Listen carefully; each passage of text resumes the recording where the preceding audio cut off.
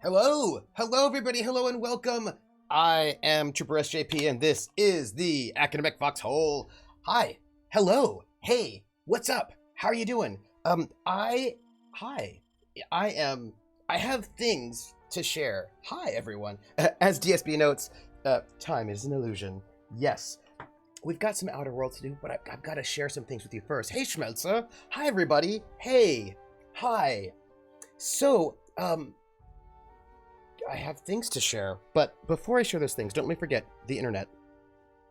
We just had some resubs.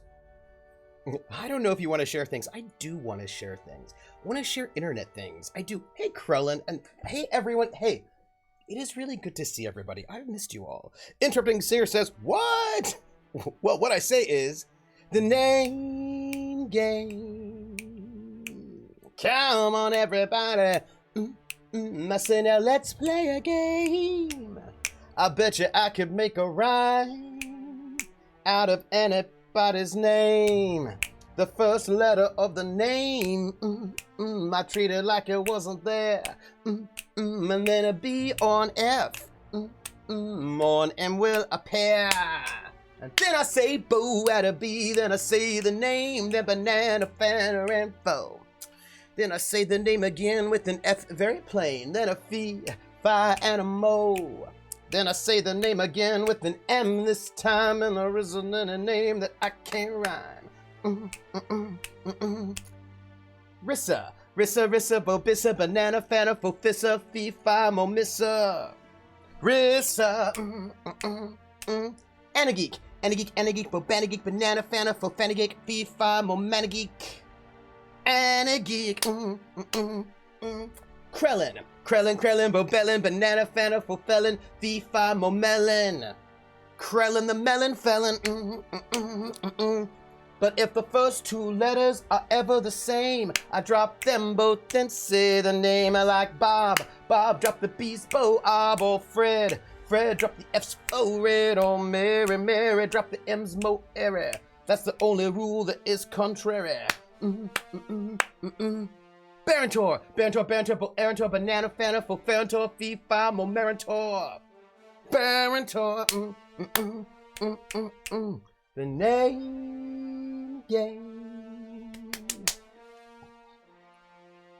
Thank you, everyone. Hey, do I have the right alert on? That's my question. I have a question for you. Look, I have things. I have things to share and things up with you all. So, let me just check that I'm on the right alerts, because I want the right alerts, not the wrong ones. You know what I mean? These are my feelings. I can't join the subject. I'm on the train in spirit. No, that's fair. Alert box. What are you doing? Yeah, no, that's not the one I want. I want this one. Great. And then that means I should probably check this as well. Hey, so I've got internet news. So, you know, you do research and you search things out and you find out information and then you think, well, that's information. How interesting. And maybe that information is, you know, disappointing. Those are donuts.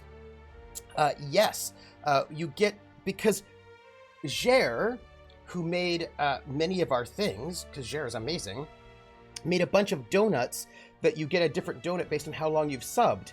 And when you sub, your appropriate donut falls into the sub cup, which, you know, I think is pretty awesome. Speaking of which, let me just edit our content to make sure it's the right content. Boom, boom. Submit, share, good, done, and in. Yeah, Jer is amazing. Jer is super amazing. Yeah, okay, so let me tell you what. So first off, if you've not seen me for the last couple of days, 2 days or so, it's because Wandering DM Simon was traveling through and stayed over at my place for the last 2 days, which was really nice. And, you know, so that's why you did not see me on Thursday. And so let me tell you about the story. Hello, internet. Also, do I like this better? I don't know if I don't. Same. Okay, so it's just that overhead light just feels so less exciting than it could be. You know what I mean? I just feel like I'm not atmospheric enough. I just don't feel atmospheric.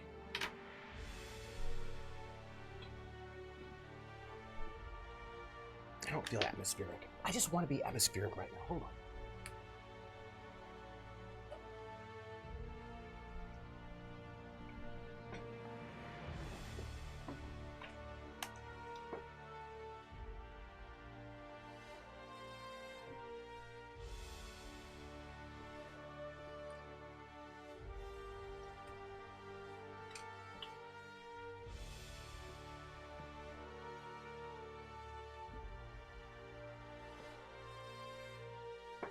Now I feel atmospheric. Now I feel good. Now I feel good about it. I feel like, okay, this is exciting. Okay, now there isn't a ghost blocking my chat box. That is fair. Choo-choo! Thank you. Yay! Okay, look. So, atmosphere. You missed the colored lights from GA. Those colored lights are great, but you need to have a place to mount them. And I cannot mount them here because they need to be mounted. Basically, what was great about the bed frame is that they can be mounted right behind me and then go back on the wall. But I don't have a space to mount them here. However, I'm trying to figure out. I'm working on it. I'm working on a space where I can, you know, put up my cool streamer lights. It's just that it's entirely possible I might be able to do it underneath one of the bookshelves, but I'm going to need to finish setting up the bookshelves because they're not completely set up, you know? Yeah, right. So I got a little bit. So look, I've got so many things to tell you. So the first thing is, you know how when I play the Outer Worlds, sometimes you'll see like that little sign pop up that says that I drop out of the internet, right? It comes up every once in a while. It's in the top left corner. So let me tell you about things that I learned. So I have a printer, and the printer can be hardwired to your computer, or you can connect to your computer via being on the same network. And it's not really convenient to hardwire it just based on where it is. And I was like, okay, so this is what happened. Hey, Hawkeye. So, you know, I was in Atlanta, right, for 6 months. And when I was in Atlanta in 6 months, you know, there was internet in the apartment. It was civilian internet. And in that internet, I was able to like connect my printer to the thing. Everything was like working awesome. And I was like, amazing. Things I just didn't think would actually work. They're working. So I get back here and it's not working. I'm like, what's up? Why is this my life? So I did some research, and it turns out the printer I have can connect to your internet, except because I did some searches and I found there were people who had university internet who were having the same problem that I was having. And it turns out that my university internet, which is like hellaciously good, by the way, uses EAP security, where most civilian people use WEP or WE or some kind of W-related security. So with the EAP, you need to have like a special login and password, and that printer will not do it. That printer is not equipped to be able to access EAP Wi-Fi. So I did some searching, and they're like, here's what you do. Twice a month, you set up your phone as a hotspot, you connect your printer to your phone, and you connect that way, and then otherwise you do this kind of like Bluetooth shit. Like, I found a way to do it. It's fine. But I realized that this was the problem with my PS4. The PS4 also cannot connect to EAP Wi-Fi signals because it also does not have the ability to do the login password that you need for EAP security. It can only do the WEP or WPA or WGA. You know what I'm talking about. Anyway, so I was like, so this is the problem. The problem is that my PS4 can't do... So, all right. Like a Deeming Central, just with Bluetooth. Right, so I actually have, on campus, I have there are three different Wi-Fi signals. There's secure, wireless, and guest. You do not want to use guest, it's bad. Wireless, you also don't really want to use because it's not particularly stable. Like, it's fine, but like you don't want to use it for anything important. And then secure is the good one, but secure is the one that you need like the hardcore security for, and my PS4 would not connect to security. So let me see. I am not seeing any dropped frames on my end when it comes to buffering. Let me see if I've got any kind of inspector Twitch. Let me see if I've got anything weird on my end. It doesn't look like it right now.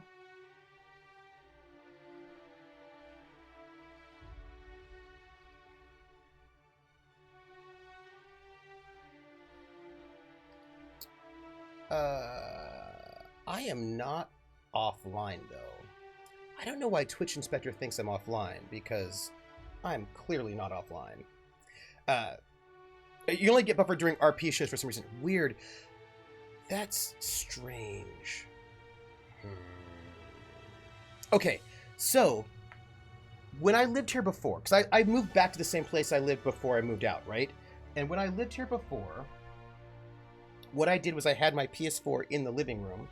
I connected to the PS4 via Bluetooth cable, and then I used the PS Play to sort of connect via, there was like a whole process. And when I was in Atlanta, I actually just moved my PS4 into the same space as the rest of my getup.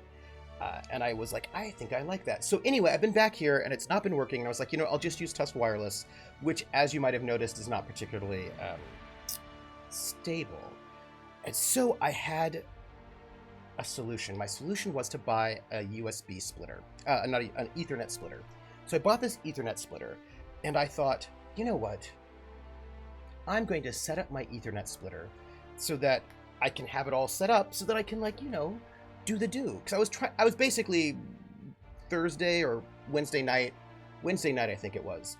I was trying to set up stuff. So I've set up some new things. I've done cable management. Things look much better. I've got a new audio interface, which I've not turned on yet, but I've set it here. Things look better. And you may not be able to tell, but I actually moved some things here that you can't see, but there were some things here that are no longer here. So this is even better. Don't worry about it. So here's what happened. I got this Ethernet splitter. I turned it on. I got it working. I was able to sort of plug in both my PS4 and my computer into the Ethernet splitter. I have Ethernet on both. Everything is perfect. Hey, Volus dude. It was great. And then the next morning, I go to turn everything on, and it's not working. It stopped working. It just stopped working. And I was like, what is going on? So I had to go and basically try to figure it out. I called the tech support. They just came, by the way. That's why I was late today, because they came in to go and figure out what's happening. And what's happening is you're not allowed to have Ethernet splitters on our network. So somewhere between me having it on and it working and me coming in the next day, they figured out I had one and turned it and shut me down. So I was like, oh, that's what's going on. That's bad. And so I called them in, and they were like, oh, poke, poke, poke, poke. They turned back on my ability to have the Ethernet splitter, and they turned my other jack into a usable Ethernet jack. So now my internet is now solved, I believe, which is very exciting for me. I have no cup. That's fine. Which is very exciting for me. So my Ethernet should be solved. I'm now set up to actually turn in my new idiot. I'm doing improvements, and I think that when I'm all done with my improvements, you will see it and you will love it. Maybe you won't. I don't know. But I set up a lot of things, and now everything seems to be working. So I can now, you can't see it. So I've got so this solved until it happens again, I know. So this shelf here is RPG shelves. This shelf below, which you can see some of it right there. That shelf below is going to be for basically, it's all of my art books, like, drawing, art, and music. So it's all of my sheet music and all, it's basically music and drawing. So that's that shelf. I've got more things that can go in there. This shelf here is going to be more RPG, because I need at least 2 full shelves of RPG books. I might need more now. So this shelf here is going to be RPG books. So what I need to do is get You know all those RPG books I used to have up here, but I did not take with me to Atlanta? I need to pull them out, unpack them, put them on this shelf, find out how much of these two shelves are taken with RPG books. Because there's a shelf right here, which you currently cannot see. And that shelf is full of books, but books that are only temporarily there. They're mostly like academic books and things like that. And so I need to, once I get these two shelves filled in, I need to figure out if I need another shelf of RPG books. If I do, then this shelf will also be RPG books, and I'll finish filling that in, and then I can place, because here's the thing, I have, oh, you can see it. So right here is another shelf. This is another one of the bookshelves. Hey, VTuber, how are you? Hello. Upgrades are always good. Hope to upgrade to a new PC next weekend. Yes. So this is a shelf right here. You can't see it, but this is a shelf that needs to be placed within this hierarchy of bookshelves. But I need to know the height, like how much height do I need? So if I need this shelf above to be more RPGs, then the height of that shelf is going to be higher because RPG books are taller than just like, you know, novels or whatever. So basically I just need to fill in some books so I can fill in that shelf, and then everything is golden. That is what I'm trying to tell you. By the way, we're going to do this while we're here. So I just have to finish filling that out, and then all this will be beautiful, and then I can figure out if there's a way for me to set up like some exciting colored lights and that kind of thing, because I do want the ability to shift moods when I'm RPGing. Marissa, so I don't generally have internet issues, but I'm debating a new laptop. This one works fine, but it won't upgrade to Windows 11, and I'm finding most games I want to play need more RAM than I have. Marissa, what? What is it? Marissa, what? What? You just tagged me. What is it? What is it? Tell me. I need to know. I need to know. Let me see. What was it? What was it? What do you plan to stream today? Oh, what time?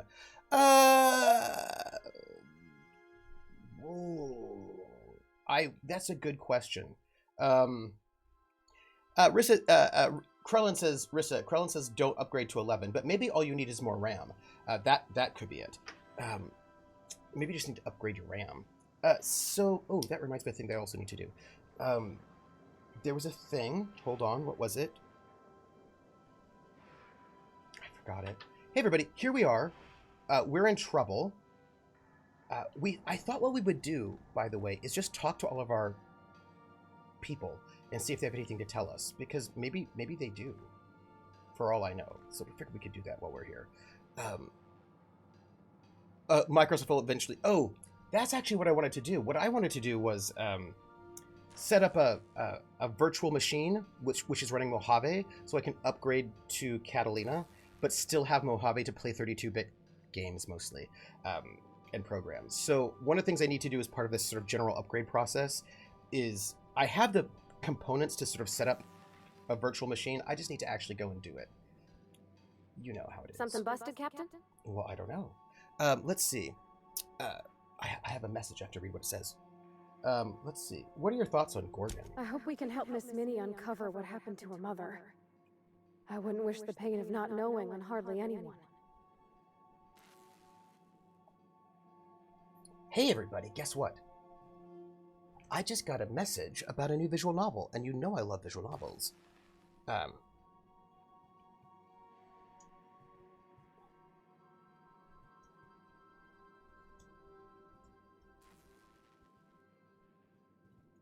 Okay, let's see. Oh, yeah. You put her on the unreliable. Ever find any record of Lucky Montoya? Not a word. Huh. And I've been sticking my nose in every one of our stately ladies' crannies, stem to stern. Oh, law. That sounds untoward, don't it? It does. That ain't what I meant. I'm not Point is, judging. Captain, Mr. Hawthorne left all kinds of scribblings behind panels and under consoles, but ain't a lick of it mentioned Mr. Lucky. So whatever they got up to in the past must have been really extra secret. And lots of fun. I was answering your question, Marissa. By the way, I actually have a question for you all. I think that I'm doubling my audio. I'm going to turn off one of my audios, and I want you to tell me if you still hear game audio. You shouldn't, nothing is happening right now in the game. So I just want you to let me know. Let me know when I'm gonna have her say something, and I want you to tell me if you hear things. Otherwise, then I know things. Yeah, yeah. See, I think I was doubling. I think I was doubling my audio, so I just wanted to check. So let me see. Let me know if you find anything. Sure thing, Captain. Did you hear it? Did you hear her? Yes. So I feel like there shouldn't be an echo now. Ah ha ha ha. Okay. I can Okay, so what I was doubling echo because uh I've got more than one means to play audio, right? I was going directly in. Yes. Tell me if you like this one better. Let me see. I'll just turn this up. I'll just turn her up. Okay. How are you feeling about this job right now? It sure is lonely out here on the edge of the colony. Anything could happen, and ain't no one gonna come to help us. Better? Better? Excellent. Okay, that's all about Gorgon. Alrighty. You change your mind, you just holler. You know, whoever wired this ship up had no idea what they were doing. Break time's over. Yes, we're going to talk to all of our friends, is what we're going to do. Oh, that's what that sound was. I was like, what is that sound? And it's this. I was like, there's some kind of weird, like, I was hearing an audio glitch, and I was like, oh, it's in game, so it's fine. Though, perfect is an overstatement in streaming. Nothing's ever perfect. That's fair. Perfect enough. Perfect enough. I will acknowledge my audio's at like 86%, so I still think the game's kind of quiet. Hey, what is this? Oh, this is a change our specs. We're not going to do that. We're not doing that. We're... you know, audio is always a... There is one option. There's another option, but I don't know if... Hi, Parvati. What are you doing up here? When did you get here? I thought I saw you down there. No? Weird. That's mysterious. Oh, hi. I was gonna chat with you. Nope, that was not chatting. I don't want to shoot you. I want to chat with you. Dust accumulation analysis. 2.5 years. Okay, well, that's good. Oh, your Gen... Congratulations, your Gen Con badge. I actually just canceled mine to get a refund because I am not going to go in person this year. Hey, should've get off the pot, damn it. Are you listening in there? You can't be hogging the facilities for 40 damn minutes. Who? You ought to see Ellie. You got a condition or something. Who's in there? Who's in there? No, I don't mean to... I'm not trying to shoot you. I just want to chat with you. Hi. Who's hogging the toilet? Hey, Cap. Hi. We've seen a lot of stupid in this colony, Captain. Trying to turn raptidons into diet toothpaste. But this, if it's true, if Marauders were made, someone ought to burn for it, Captain. You know what? If they were made, maybe they can be cured. That's a nice thought, Cap. You're a good person. But no. I knew folks who turned. I've seen it happen. It's a slow, insidious descent into madness. Ain't but a shell left behind, sniffing around for its next meal like a canid. I don't think I've ever seen you this fired up about something, Yoka. Well, someone has to be. Ooh. Marauders are a problem. Finding out it's self-inflicted is... Ugh. Someone unleashed that evil on our colony. And at the end of all this, they ought to look that evil in the eye and account for it. But judging by the state of Gork, well, you know, I'm with you there. Good. Thanks for chatting. Of course. I know I ain't normally the one to wear my heart on my sleeve like this, but this whole thing's got me shaken up a bit. I'll pull it together. Oh, that's okay. Let's go. Let's find out what happened. Hey, she's got some feelings going on. Do you know what I mean? Like, there's some stuff going on with her, and I hope she's okay. Also, I kind of want to know who's in the toilet. It's Vicar Max. Hey, Vicar Max, why are you taking so long in the toilet? Yes, you caught me ruminating again. Guilty as charged. What's occupying your thoughts? I have some questions. 40 minutes on the Porcelain Throne is rookie numbers. Crossword Puzzle Magazine, couple fantasy books, an iPad. You can be there for hours. That's true. You know, the bathroom's got such good acoustics, and you can just hang out. Let's see. What's your take on this whole Gorgon business? I must say, our mysterious antagonist is quite rude.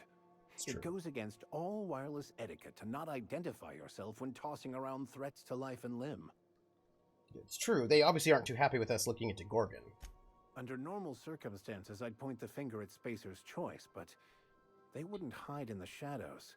They'd throw the full force of their security apparatus at us. You know, you've got a point. If only we could blame this all on their incompetence. But it's not really that. Not quite. Don't be deceived. UDL knows exactly what they're doing. What does UDL have to do with this? UDL created the Spacer's Choice Company to flood the market with cheap, substandard goods, and it gave them the capital to be the most powerful corporation on the board. Their profit before quality ethos has not only filled their pockets with bits, it also defines who they are and explains the disposable quality of life in Halcyon. I suppose you could say their incompetence is a design feature. The Marauders are just the natural end result of how little value they ascribe to any human life but their own. Interesting. You know what? Spacer's Choice disgusts me. Well said. Yeah. Let's talk about something else. I find myself marveling at the complex simplicity of the Fibonacci spiral. I'm sure you know what that's like. Something vexing you, Captain? Yeah, let's just go. Yeah, I'm leaving. By the way, enjoy your time in the bathroom. Well, I have a story about that, by the way. DSP says, this is not a private bathroom, though. It's not ideal for one person to lock up a bathroom. No, it is true. Yes, you should not lock up a public bathroom for 40 minutes. Hey, Grumbleskin, how are you? I'm doing well. I just fixed some internet problems, which has been excellent. What is this? Oh, I think I've read that one. Yes. And there's a hand there that's just a little bit awkward. So good to see you, boss. Hey, so this is what's what. I currently am using a Scarlet. Rissa, you asked me how long I was going to stream. I think I'll stream until 3:30-ish. I have got an amount of work before me that is epic and distressing. So I'm going to think maybe 3:30 is what I'd say. 3:30-ish. Well, like around 3:30, we'll see where we're at. But I've got some...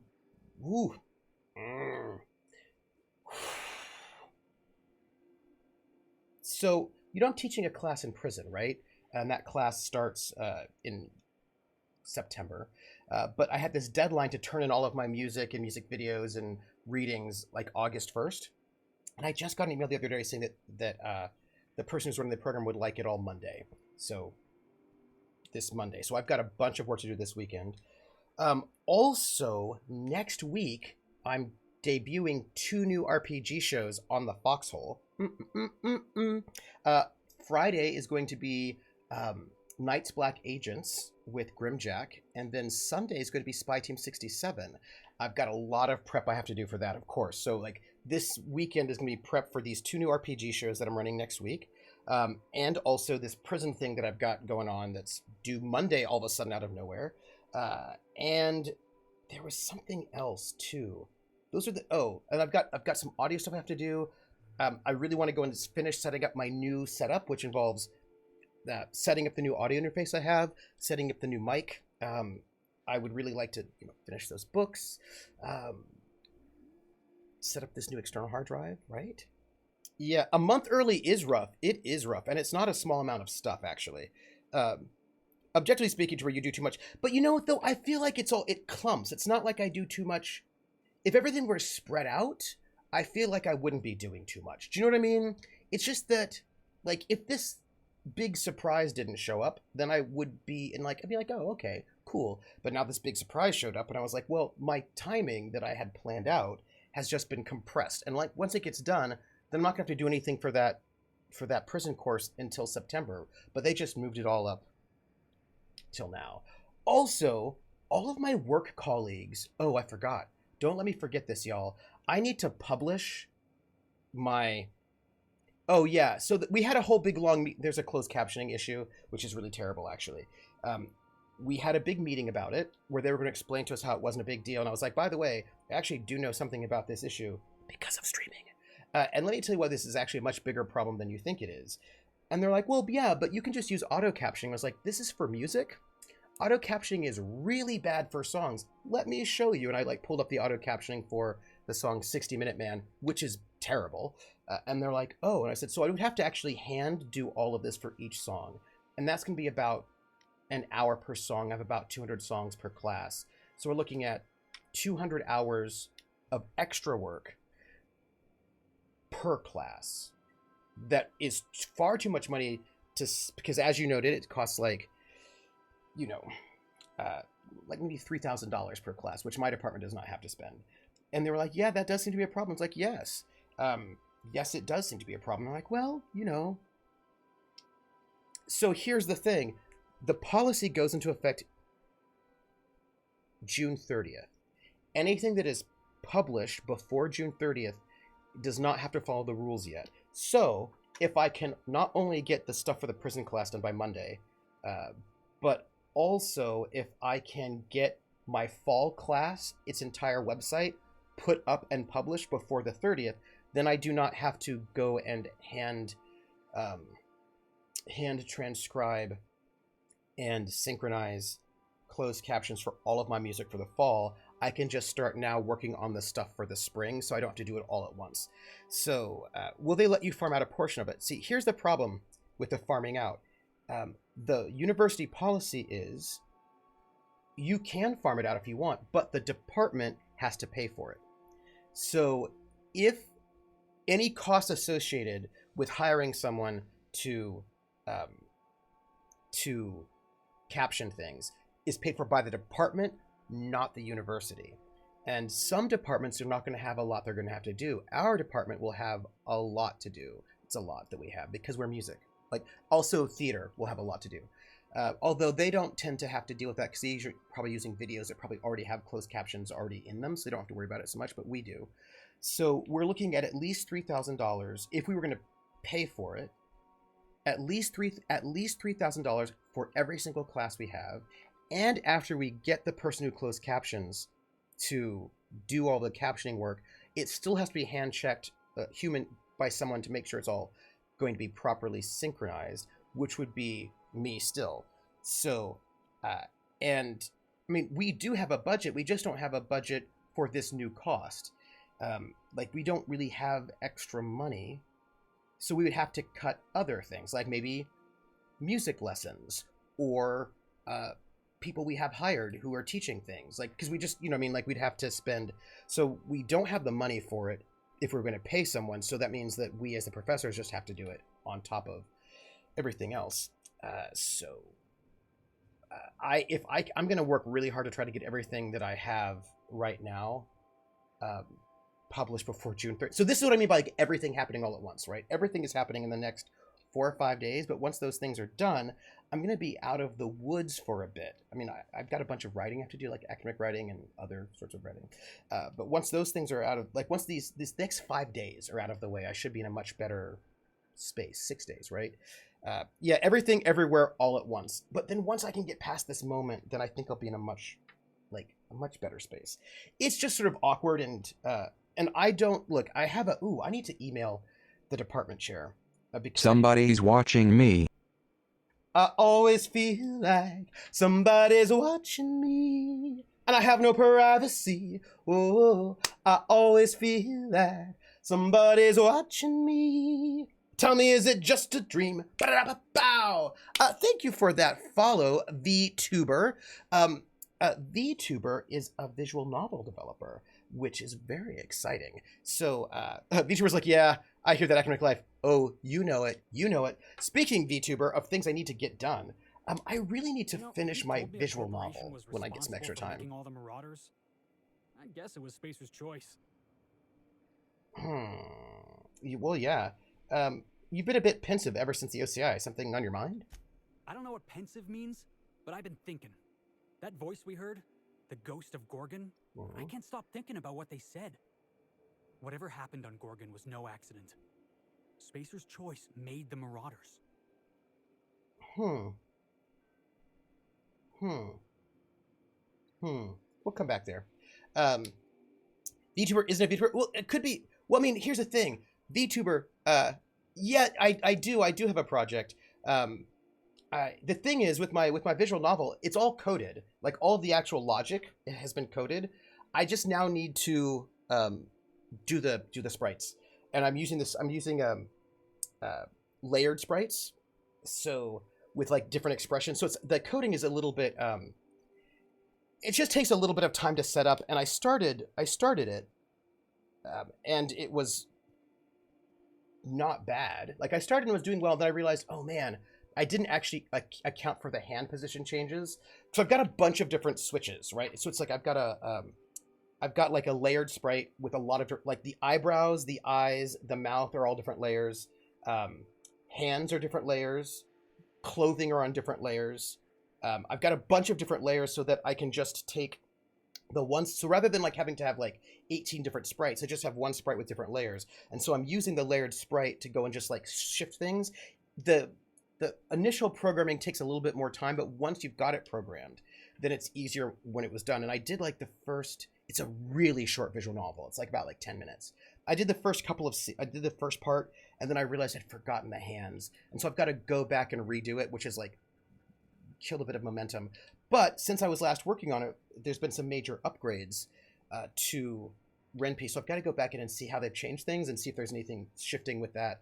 Also, I'm using a kind of a really cool an old camera thing, so I'm getting so I have to like sort of basically do some direction and figure out where I want the camera to be, just for dramatic purposes. So I just have to do the sprite coding, and it shouldn't take me forever. I just need the time to do it. And then once the sprite coding is done, then I actually have this idea that I want to do for audio, which means we have to do some composition, because I have this really cool idea about basically layered audio, that you have a piece that goes through the entire audio, and then different sort of elements, musical elements, are layered in depending on what's happening in the game. So imagine like you have a song that goes through that like it's sort of bare bones like this. So like I'll have like, let's say, the melody that is going to be sort of through. And if the path you take is perhaps a little bit darker, then I'm going to shift the harmony from major to minor, right? So you start off, let's say, in major with this particular melody, and then depending on which way you go, I will sort of pull out some instruments and put in replacement with different layered, like a different version of that instrument. So the major harmony, the piano, let's say, the piano is playing in major, and if you start making certain choices, then I'll swap out that major piano to a minor piano. The melody is still the same, right? And then I might layer in, there might be like a violin that comes in if you make certain choices. So what I'm trying to do is, what I have the concept-wise is to sort of create basically one track that will last the entire visual novel, more or less, and it'll be looping, right? And then what pieces go into the track, which layers are played in the track, will depend on how you've gone through the game. So the soundtrack will actually change a little bit depending on how you've played the game. So if you do different playthroughs, you might get a slightly different soundtrack. So I have to like finish the sprites. I've got to then go and do this composition thing that I'm imagining and program it. And once those two things are done, it'll be just like little things like polishing up the GUI. Like I've got everything in there. I was like, oh, I bet I can make the font a little nicer. I bet I can make the corners a little nicer. Just make it look a little bit nicer. The aesthetic I've got, I like. It's like a silent film in black and white, but like little polish, like little bits of polish, and then I think then I'm done. It should not actually take me forever. It's just that it's lower on my priority list than some of these immediate things that this is my problem, that I was like, oh, if I had like an extra free time, I could just like work on that and get a lot of progress done. But I don't have a lot of free time because all of a sudden I've got like, oh no, I've got to get all of my classes that start in September ready in the next 5 days in June. That kind of a thing. You know what I mean. You know what I mean. Yes. Yeah.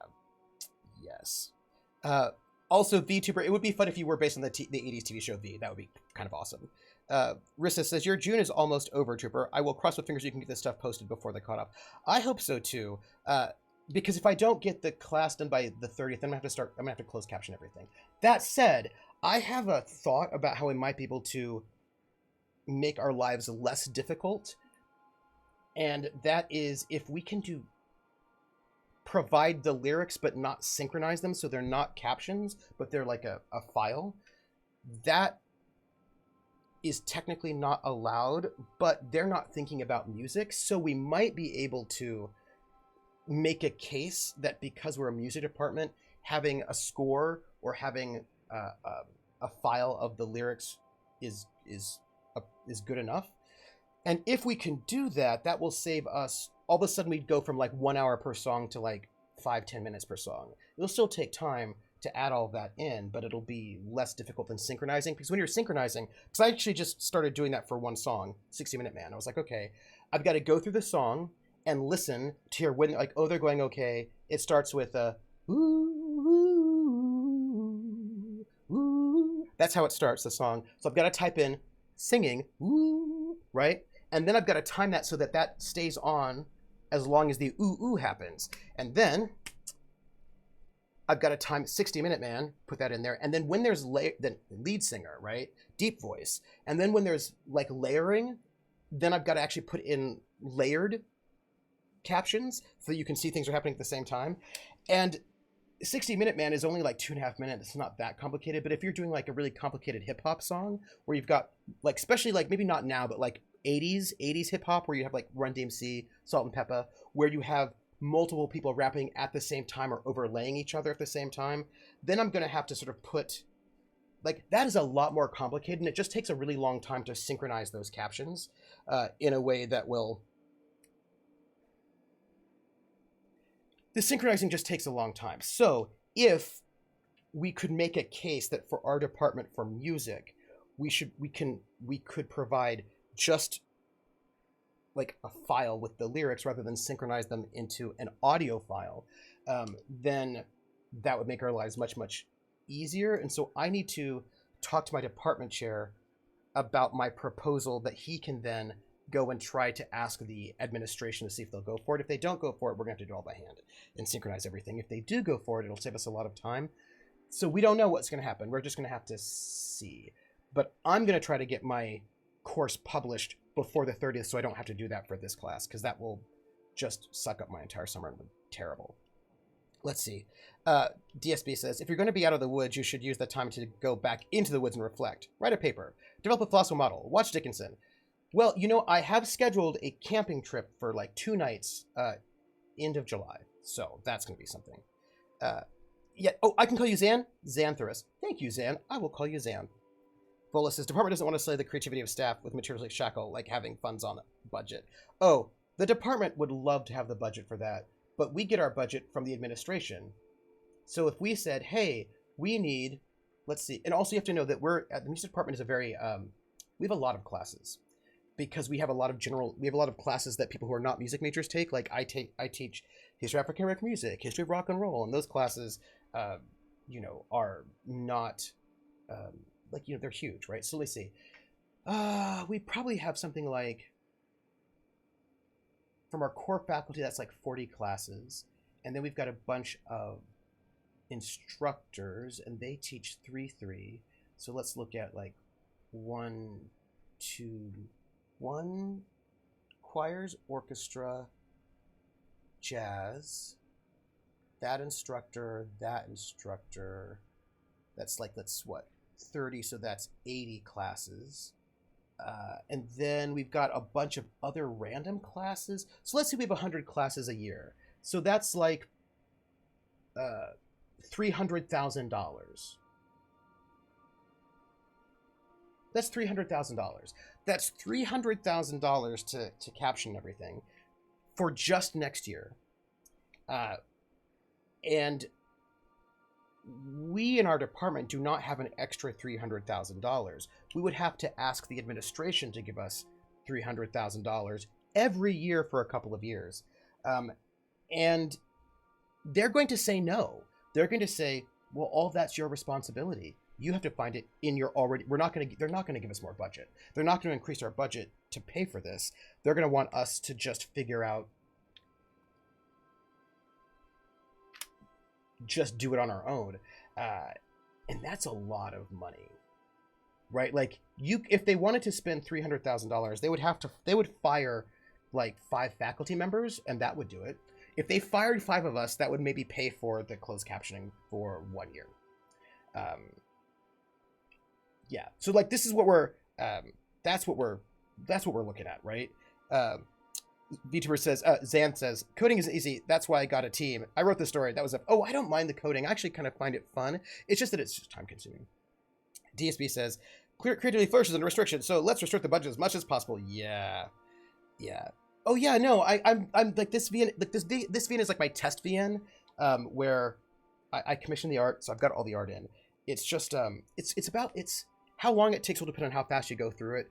It's probably about 10 to 15 minutes unless you speed through it, but that has other consequences. And it's just like, I wanted to like really like work through Ren'Py and like all of its like really sort of interesting details with a test project. And if that works, then I can actually do something bigger and get a sense of like, oh, this is what I need. You know what I mean? Yeah. So 5 years, I mean, good morning. Hello, Jer. 60-minute man lasts only 2 minutes, typical. 2.5 minutes. 2.5 minutes, PH. Workday's done early. Not relax, Hawkeye. Good. Hey, Lonku, how are you? Yeah, it's about $300,000. Okay, while out here, if they accepted like 5 more full-paying students here, that might also do it. Yeah, if they did accept 5 more full-paying students, that might do it, but they won't give that money to the music department, right? Like they won't. They will use it for other things, probably to build a new building, because that's what they're about right now. And the thing is that not all departments are going to need that much money, right? Like if you are, let's say you're in English, you're not going to really need that money, right? You're not going to need $300,000 a year for captioning because you're not right.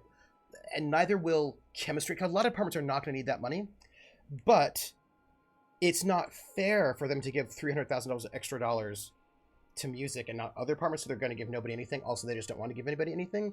And like, I mean, I'm just saying, right? So that they're going to be like, that's your... English would argue that money will be through the copying budget. Yes, they would. They would. Vola says, good thing no one has done a large orchestra perform a complex hip-hop song with some obscure instrument like 8-string cycle plus back. Like, oh, they have. You know, you'd have to... And also, we have to... And also, what's really interesting is that because we have to do captions, we're also supposed to caption instrumental music by describing what's happening during the piece instrumentally, so that people who cannot hear it all can still know what's happening in the piece of music. So we would, and that you can't actually outsource. You're actually going to need a music professor to sit there and sort of think about what's happening, right, to be able to describe that piece of music over time. They'll give senior administration raises with extra student. Yes, they will, Krellin. They will give senior administration raises with extra student tuition. That is true. That's true. PH, I hate the if we help you, then we have to help everyone, so we're helping no one. That's fair. Right, but that's just, they just don't want to help anyone, right? That's the thing. That's just their excuse, right? You know, I wouldn't put it past them. This space was choice we're talking about. Everything they make is built to fail. Starting to feel like Project Gorgon was too. Spacer's Choice made the Marauders. And then those Marauders ended up in every corner of Halcyon. Ooh, you know, this is really bothering you. Everybody knows somebody who got hurt by Marauders. Everybody knows some place they got hit by him.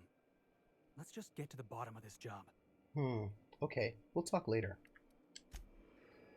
Carl says, well, you can get it with exciting music and inspiring music if the subtitles I see on streaming service are indication. You can. DSB is like, yeah, I'm fully aware of that, but my point is, DSB, the money is there. The money's there for a lot of things, but it's priority. You know what I mean?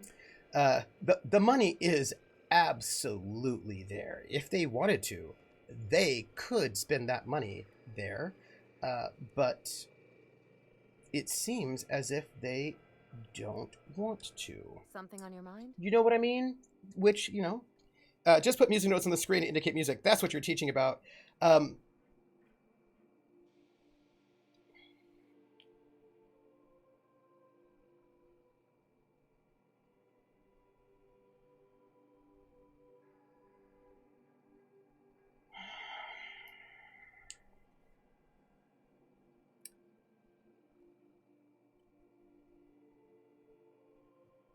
sorry, DSB just said a thing, right? Just put music notes on the screen to indicate music that's what we're teaching about.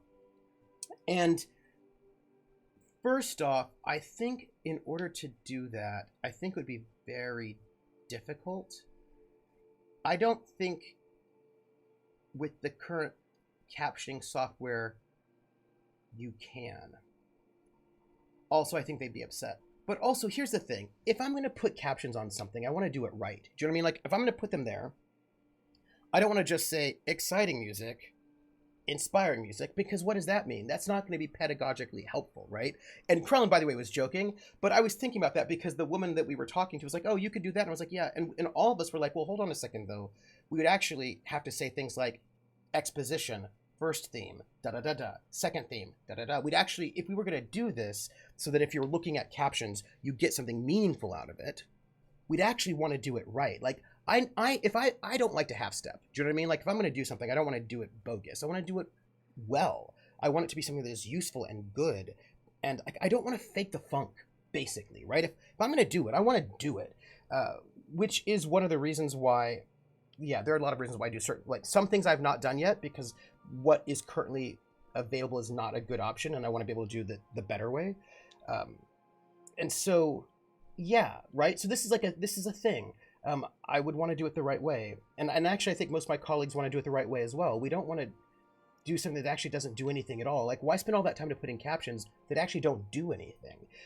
But the problem is to do it right is going to take time and money. And they're not going to give us... They're giving us neither time nor money, as a matter of fact. So that's just, like, awesome. Yeah. Well, I'm not joking about that being what... Oh, no. That is what streaming services do. I see it on YouTube all the time, and I was like... Come on, right? Yeah, DSP says there are definitely captions on streaming services that are literally just music notes when a dramatic montage happens. Yes, I think it's just a little bit tricky with the kind of software that because most of it's done by like text files. So you'd have to, and the thing is you also need to be closed captions, not open captions. So it needs to be able to be turned on and off. And most of the closed captioning softwares that sort of help you generate SRT files just give you text, but not the ability to so like what I was thinking of is like, I personally have I have a bunch of, I have like Sibelius, which is a software which allows you to do scoring. And in order to do that, you need to have a music note font. So I do have music note fonts installed on my computer. But most closed captioning softwares just take an SRT file, which just gives you the text. And then you as the reader, the person who's doing it, you can customize your font, whatever, right? Size and all that. So if the person on the computer does not actually have the kind of music note software that fonts that I have, they're not going to be able to show it on their screen for closed captions. If we did open captions, then I could burn those notes into the screen. But open captions are a problem for people who have certain visual learning disabilities. Some people with ADHD cannot have captions. So burning in captions makes it accessible for some people and would allow me to have notes, but it makes it inaccessible for other people. So, and also we're supposed to use closed captions, right? Because it's actually just better for accessibility. So closed captions are the way to go, but the closed captioning solutions we tend to have are not great. And please note, remember, I'm tech savvy. Many of my colleagues are not tech savvy, and they're also going to have to do all of this. And they don't even know how to upload music to the course website. So there's going to be like a whole thing there, right? Yeah.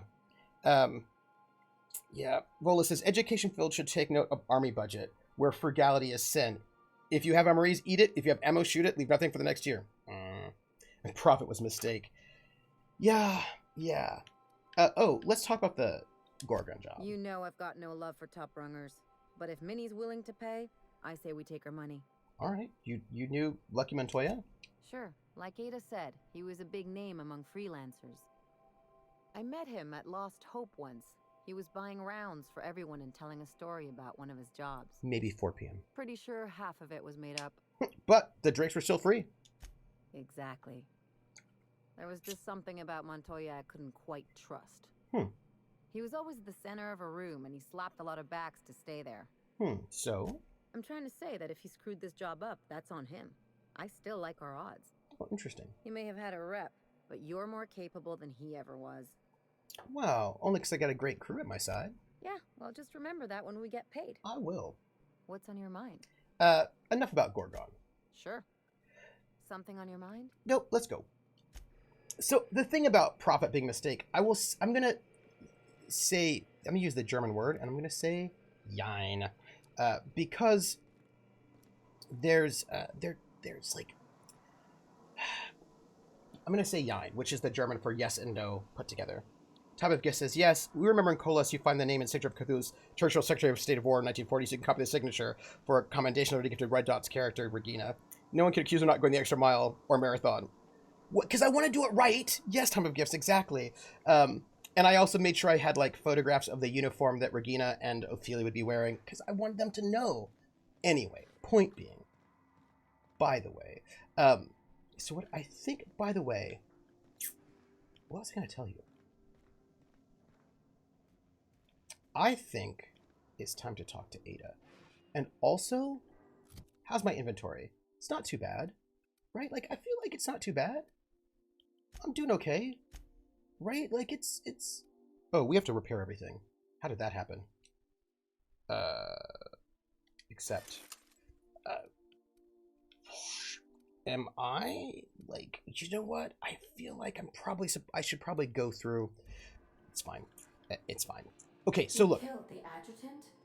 We are outlaws in the truest sense of the word now. It's true. Welcome back, Captain. I didn't mean to. How can I be of assistance? But she did try to murder me. So, you know, Take care. I require a functioning captain to run the ship. I don't know what to tell you. Oh, no. No, not Prophet. Not like that. I was going to say the Jein. Yeah, I mean, they try to kill me, you know? So, what I will say is, like, this is what I'm going to say. First off, let's go and find our journal to get to the quest. We need to do the, Kim Lab. So we need to find these folks, because we're not doing the main quest. We need to not do the main quest. We need to... Yeah, we're not going to go to Phineas. That's not what's happening. We're going to travel to Groundbreaker, right? We're gonna travel to Groundbreaker. Yes.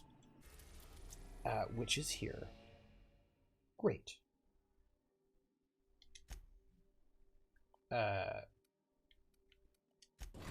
Boom. Okay. So this is what I mean. And this is funny because I was just thinking about something that I was talking to... Someone has left a threatening message on your terminal, Captain. I was unable to trace its origin. Please make a note of it. Oh. Okay. Thanks. Welcome back, Captain. How can I be of assistance? We're gonna go check our terminal while we're here. Okay, so Prophet. So this is what I was talking to Lindy about this. And, so this is like, okay, sorry.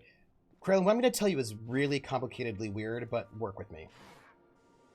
I was talking to Lindy about a well-stocked larder. We were talking about, like, a line, right? So, in the past, people had well-stocked larders, right? They had food. Oh, now Krellin's just going to go and take his phone call. Well, while you're taking your... Tell me when you get back. Tell me when you get back, and I'm going to read this message. Wait. Okay. Messages. Okay. From error, origin not found. To Jezza Carmichael. Subject, no subject. What a handsome vessel you have, little weasel. The unreliable, registered to one Alex Hawthorne, but that's not you, is it? You stole it from him, just as you intend to steal Gorgon from me. Perhaps I should steal something dear from you in exchange. Your ship, your crew, your life? Fair is fair, after all. You know what? I'm going to scan the proximate relay buoy. and I am going to probe the message origin ID. Origin ID, Gorgon Facility Transmission Tower Alpha. Transmission Authorization Level Management Executive. Oh. So it's that person over on Gorgon who's threatening us. Whatever. This is kind of like... Search term Sam. I think I've read all of those. I don't think that's I don't think there's anything interesting. Maybe. I don't know. Is there? Oh. Hello. Udom Wingman's Bedford. To Alex Wingman Hawthorne. Subject, thank you. Oh, I forgot to mention my previous message, Slimmy. A manual copy of my favorite serial, The Space Adventures of Singularity Steel. It's about a dashing space pirate with a heart of, well, steel. It's not exactly board approved, but so don't you go showing it around to your spacer buddies. I hope it'll amuse you while you're out adventuring. Any similarities to a certain someone are entirely intentional. Wink, wink. Well, well, well. My buddy Udom. Well, all right. Okay. I don't think I have any... I don't think I have any unread messages, right? I think we're good here. Return to root. And then logs. I don't think I have anything to worry about. I think I'm good, right? Well, we're being threatened, everybody. We're being threatened.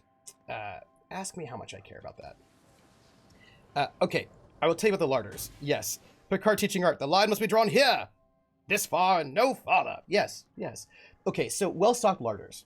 It was a really interesting conversation we're having. By the way, what I'm going to do right now, so that you know, right, that I'm paying attention to you, is I'm going to make sure everybody's got the best gear they can have. Then I'm going to dump all the extra stuff. Why? Because you said I should. And I think I don't have anything. What is this? This is a big gun. 1070. Oh, yeah. That's not gonna be good. Yeah. I feel like I kind of. All right, what does this do? This does 2,000. So our lowest thing we have is a sniper rifle at 320, and I don't think. Come on to my house. Come on to my house, come on. Come on to my house, come on. Come on to my house, I'm gonna give you candy. Come on to my house, I'm gonna give you everything. Lizard eats flies! Hey, welcome in, how are you? Hey, Lizard eats flies, if you don't know it, is the woman who did our music for Kolos and also Night Witches. Lizard Eat Flies is an amazing composer and super awesome and just like really great. Do you know what I mean? Like this is a true statement, and I'm so excited. Hey, yay! You should support Lizard Eat Flies because this is amazing. Hey, it's so good to see. What were you streaming, by the way? Welcome in. We're playing The Outer Worlds, and also talking about, right now we're talking about profit and capitalism for this 1 second, because we have a thing to share. I wanted to share a thought about, so capitalism is bad, but I had a thought to nuance it a bit, or at least to sort of talk about where I think some things are happening, right? Where some things happen but then move too far. You work on your album. Ooh, streaming orchestral composition and teaching me about how to write music. Oh, nice. Hey, by the way, what's your DAW? What is your DAW? That's what I was curious about. I'm curious as to what DAW you use, and yeah, like, and also are you like what are your plugins? Tell us about your setup. This is what I want. I want to know all about your setup because I am interested. And while you're doing that, we're going to just, check to make sure everybody's got the best possible gear for them. And if so, we're good, I suppose. Oh, she's got like, what, an 835? And this pistol is 1001, so I feel like I should just swap that out, yes? Did I do that wrong? I think I must have. I think I did that wrong. And she does... I can't remember if she does two-handed or one-handed. Oh, no.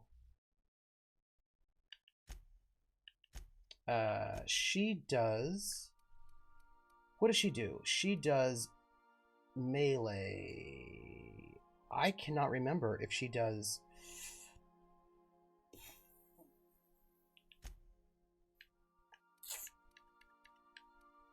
medical skill, health, killing people. I think she was one-handed. Let's see, because this is...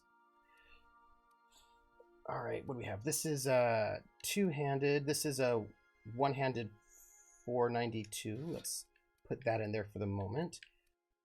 And let's see if there's just any kind of one-handed thing that is better. Yes, that's a 600 something or other. That's a 700 something or other.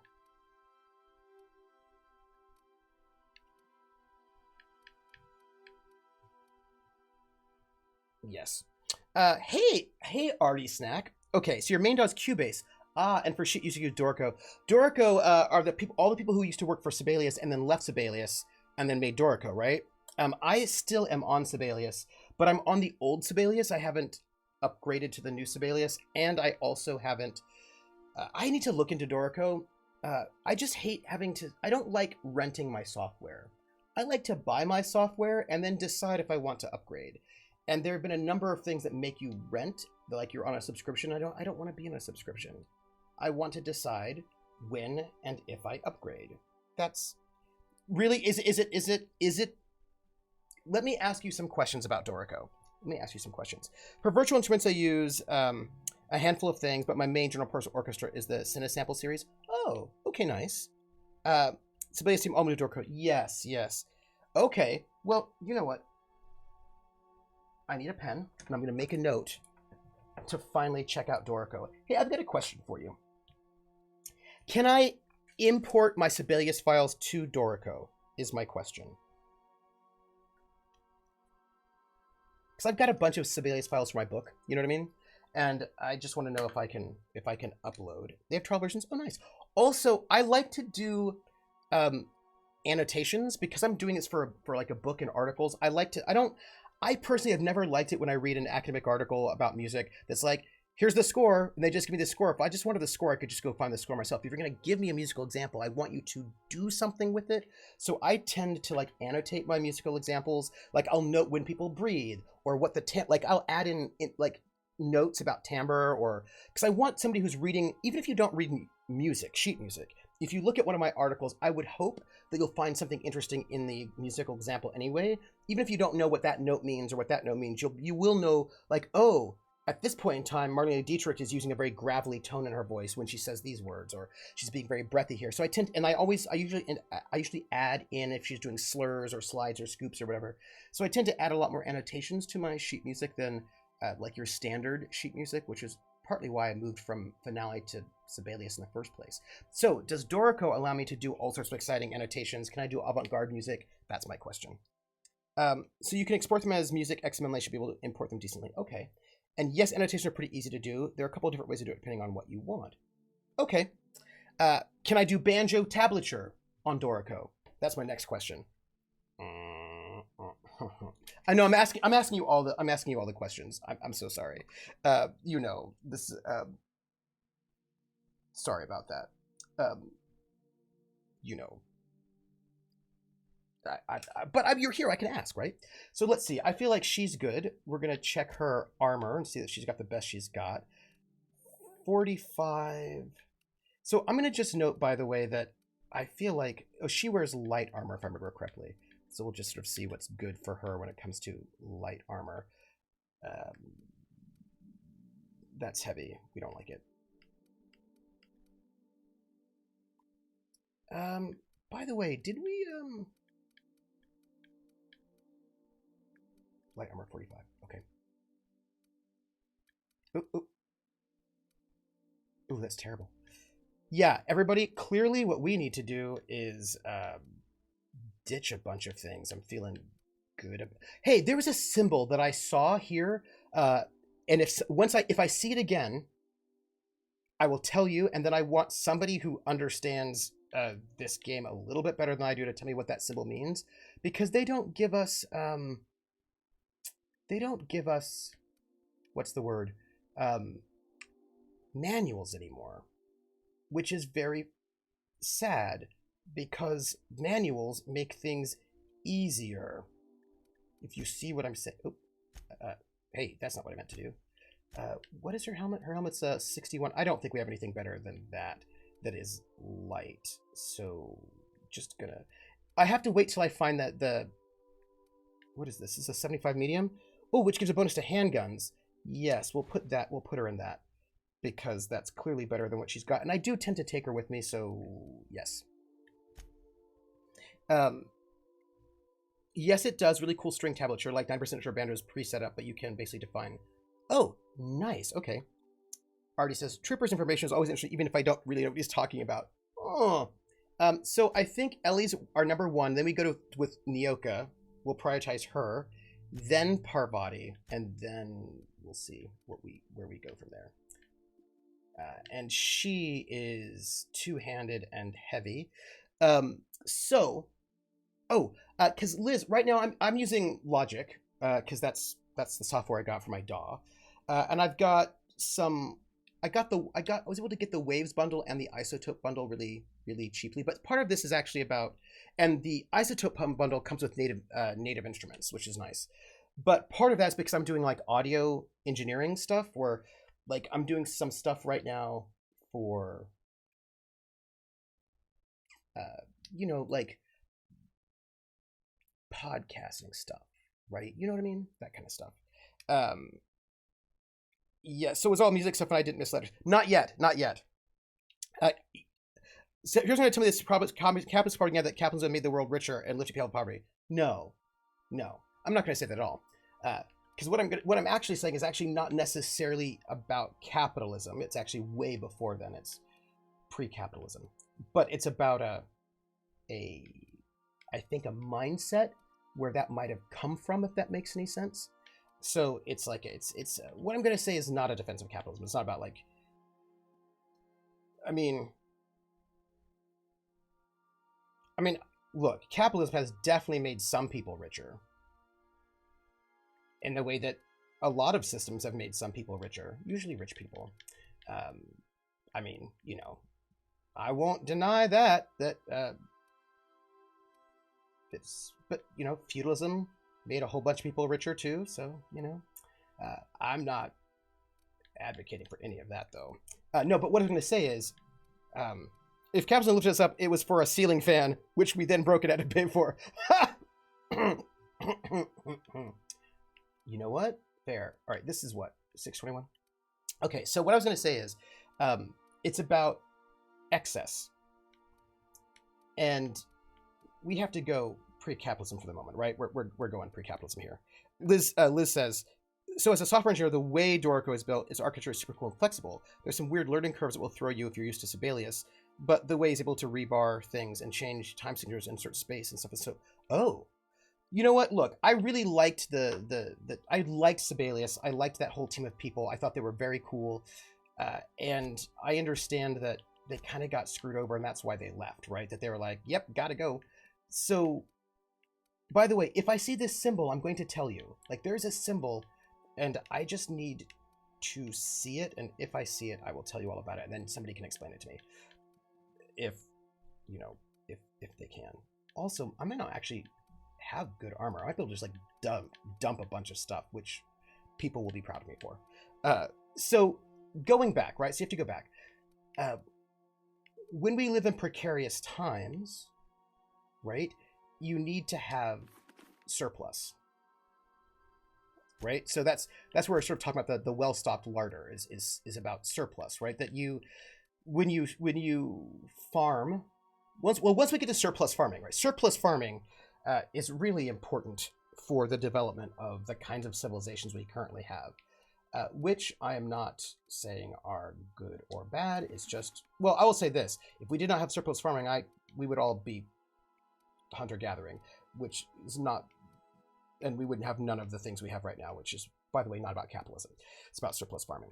My point right now is about surplus farming. So in this moment, especially when you don't have a lot of control over a lot of things, there are things that you have to do, right? Like you need to make sure you have excess in order to survive the winter, right? Like you have to like stockpile supplies in order to survive the winter. And oh, they need featured in blog posts when version 1 was out because, oh, really? Oh, that's so cool. Yay.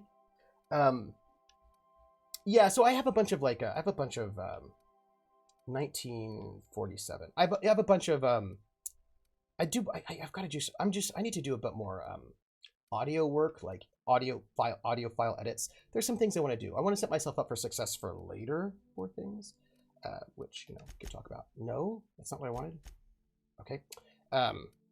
More surplus, more beer, more happy people, right? So like there's a way in which you actually do need surplus, right? Like there are, especially if you're like, I don't know if we're gonna have enough food to let, if we have a drought or a famine, like you actually need to have surplus. So you need to have extra, right? Just, you know, I mean, that's kind of one of the things you kind of need in order to not die, is you need to have extra. This is not about capitalism, right? It's about, yeah, that's about, right? You need to have some extra. So you could survive when there's a drought or some such thing. And that is a thing that we as humans have had to sort of deal with and figure out a way to, by the way, that's 634. This is 720. I think that's the best we got. Krellin, I agree with you. I do not think that profits and surplus are synonyms. I agree with you, but I'm getting you the arc, right? So you needing to have like, having some kind of surplus of plan for the future is important, so that you don't die if there's a drought or you know what I mean? Like, it's like that, having that surplus is an important thing historically, well before capitalism. Like, we've needed those things. And having 106 heavy armor, okay. And so having those things is like, having a surplus is not necessarily bad. Now, the problem then becomes, so I was talking to Lindy about hoarding food and hoarding supplies, right? And we were talking about like how having some extra supplies is smart, right? Like you do, like you should, like, so like I grew up in California where it was important for us to have an earthquake kit, right? Like we had an earthquake kit. So like we had a kit that had some canned food, batteries, candles, like it had the things that you would need, like some water, like bottled water. Like we had those things that you would need in case there was like an earthquake. So we had a surplus that we needed in case of emergency. And there's nothing wrong with having a surplus that you would use in case of an emergency. The problem is that I think that people who are in that really sort of capitalist mindset in that space, they go from surplus to hoarding. Do you see what I'm saying? So they go from like, oh yeah, I should probably have an extra thing of toilet paper and an extra thing of medicine in case something bad happens, to I should have all of the medicine and all of the toilet paper, and no one else should have any other toilet paper. Yeah, right? And so when I think about the hoarding rather than spending, like I think for me, that's the, I think we go next to Felix, and then Vicar Max, then Sam. I think that's our, so his handgun is a 7.76. So I think that for me, I think one of the things that makes sort of capitalism so terrible is that it's like a sickness that has taken the reasonable, hello, you should do that. The reasonable wisdom of having some kind of surplus to make sure that you're safe over, you know, lean times, and it turns it into like an avarice for hoarding so that no one else can have anything. Do you know what I mean? Like, I think that's like, for me, I feel like, yeah, Monopoly, yeah, right. Trevor doesn't know anything about hoarding, at least in video games. Yes, right. So I think that for me, I think that's the break the shift, right? There's like a 700. Like there is a logical, like, oh yeah, you like it, that makes sense. You should have some surplus, right? so that you have an extra, right? But then I think what ends up happening is that it becomes this sort of mania. Do you see what I'm saying? I'm not defending capitalism. Yeah, we're switching to seashells. No big deal if somebody hoards toilet paper. Yeah, you go from preparing for the future to becoming big pharma and trying to control and profit. Yes, right? Like, and the thing is, I think that they are probably thinking, because I'm thinking about, yes, an excess of excess, right? Like, I think that's what capitalism is, right? And I think it's not sustainable because it's about not just an excess of excess, but that you must always have an increasing amount of excess. And if you don't have an increasing amount of excess, then you're failing, right? So it becomes, it's exponential, right? Like I was thinking about this thing that I never really understood and I always found very frustrating. And that is like, say there's a company that makes a profit and that profit is $100 million a year. So they make $100 million a year. Good on them, right? Yay. Great. But I was younger when I first learned this, and I was like, I don't understand this. This makes no sense, and I kind of hate this, right? Like this was my feeling on that. X-explosion! PH says, capitalism is the myth of the golden goose. The people are the golden goose, and the axe is coming down. Yeah, so I always thought about, for me, the thing that I was like, I must have been in, I can't remember when I learned this. I was younger, and I was like, I don't get this. Does not make sense to me. Does not compute. And it was, so like, say there's a company that's like makes $100,000 a year in profit every year. They're a public company and they make $100 million profit. Yay. And then the next year, they also make $100 million of profit. And then what will happen is their stock prices will drop. And their stock prices will drop because they did not increase their profit. And if they did not increase their profit, then they are failing. And I never understood that. Like as a young person, I found that very frustrating because I was like, they're not failing for not increasing their profit. They're still making profit. Like why is this and the idea that the shareholders, if you do not have increasing profit, will find that the company is a failure and will then start disinvesting. The stock prices will plummet, right? And that's that then rewards things that are bad for the business, right? And next year they have to make at least 110 or they're failing. Yes, right? And so what ends up happening is that they have to they have to increase their profit every year. Having the same profit that maybe just sticks with the inflation rate or whatever is not good enough.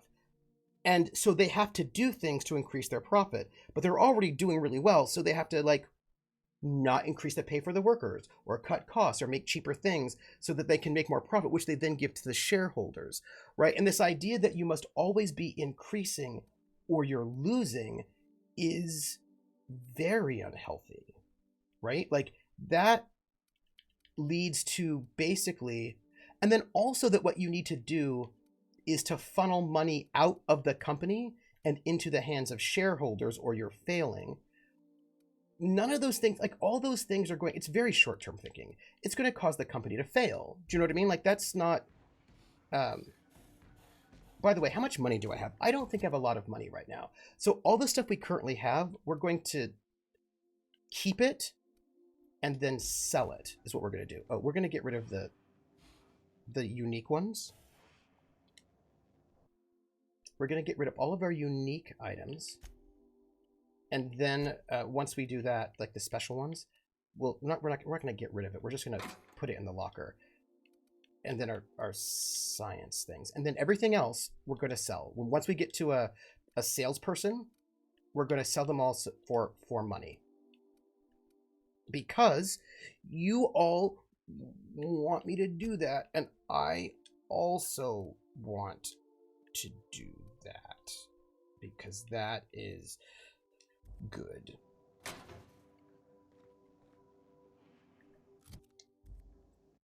But I'm doing it.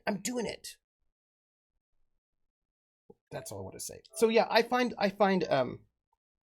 Yes, that's fine. Capitalism to infinity and beyond. Yeah, then 120, then 130. They can start cutting corners and things like crunch. Right, exactly. And the thing is that that's not smart. Like, that is not... Remember that you are not insured. Oh, thanks. You know what? Let's take... We're on the Groundbreaker, right? So let's take Felix and... Felix and Elle, because they're from here. But also, I haven't eaten food. Right? So I think about... Right, that I think that surplus is not bad. I tend to be very bad at using limited uses abilities in games. Yeah. So, like, that's this thing I would say, right? That I don't think there's anything wrong with making more so that you can then use that. Like, for example, if you make a profit, right? If you make more than your outgo, you can then use that profit to reinvest in the company, so that then you can be better. Like that, that's good. But if profit is no longer the point, like, oh, hey, we just leveled up, which is awesome. And now we can eat food. By the way, we're going to eat food right now because we're hungry and we have a food addiction where apparently we have to eat food all the time, which is, I don't even know what that's about. So let's eat these fish sticks.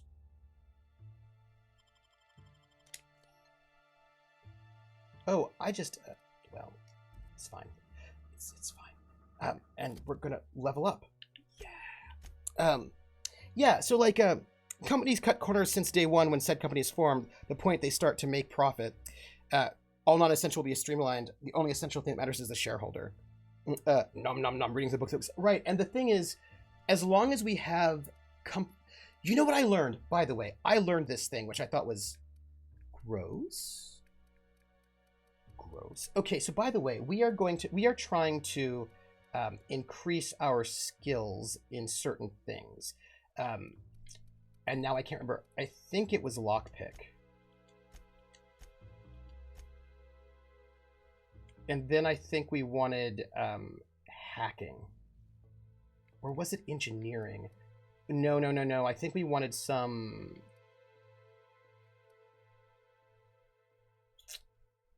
We wanted lockpicking. That's definitely true. I think we also wanted some engineering. Yeah.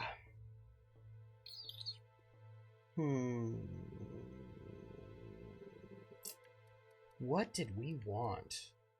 We've got a bunch of persuade, we got a bunch of lie, we don't need any more of that. Hacking. Yeah, lockpick and hacking. Yes. Remind me that I do want to get to... I want to up my engineering later. Yeah. You know, that's fine. I'm fine with that. That's all right. I'm not upset. It's all good. And we have no perks, and I don't think anybody else has anything, so we are good. Yes. So... I read a thing, I learned about a thing, which I thought was depressing, which is good to share, right? It's good to share depressing things, I think. And one of the things I learned was that there was a... Walking around like they run the place. Hey you, over here. Let's chat. Okay, what? Whoa, it's Riz. Fucking damn it. Every time. What? So, hey, you're trespassing, and I'm armed. Maybe take a second look at your life choices, pal.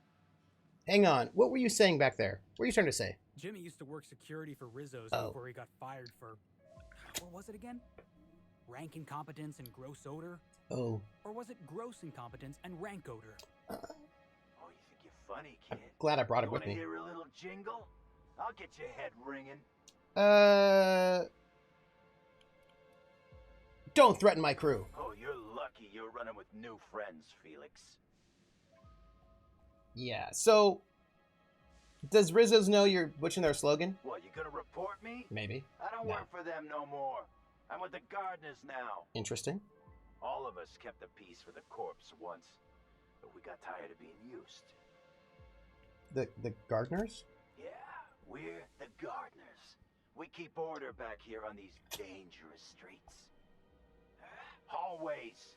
Know what I mean? Not really. Anyway, Blakesley's given us standing orders to strongly discourage anyone who tries to come in. Interesting. I like to, extrapolate from there. Okay. Time of Gift says, it's because the share price, even at the IPO, is priced on the idea of 12% annual growth. Yeah. Argued on the basis that inflation means $10 million in 2020 has the same value as $10 million in 2022. Of course, this only harms the shareholders, but that's a different story. Yes.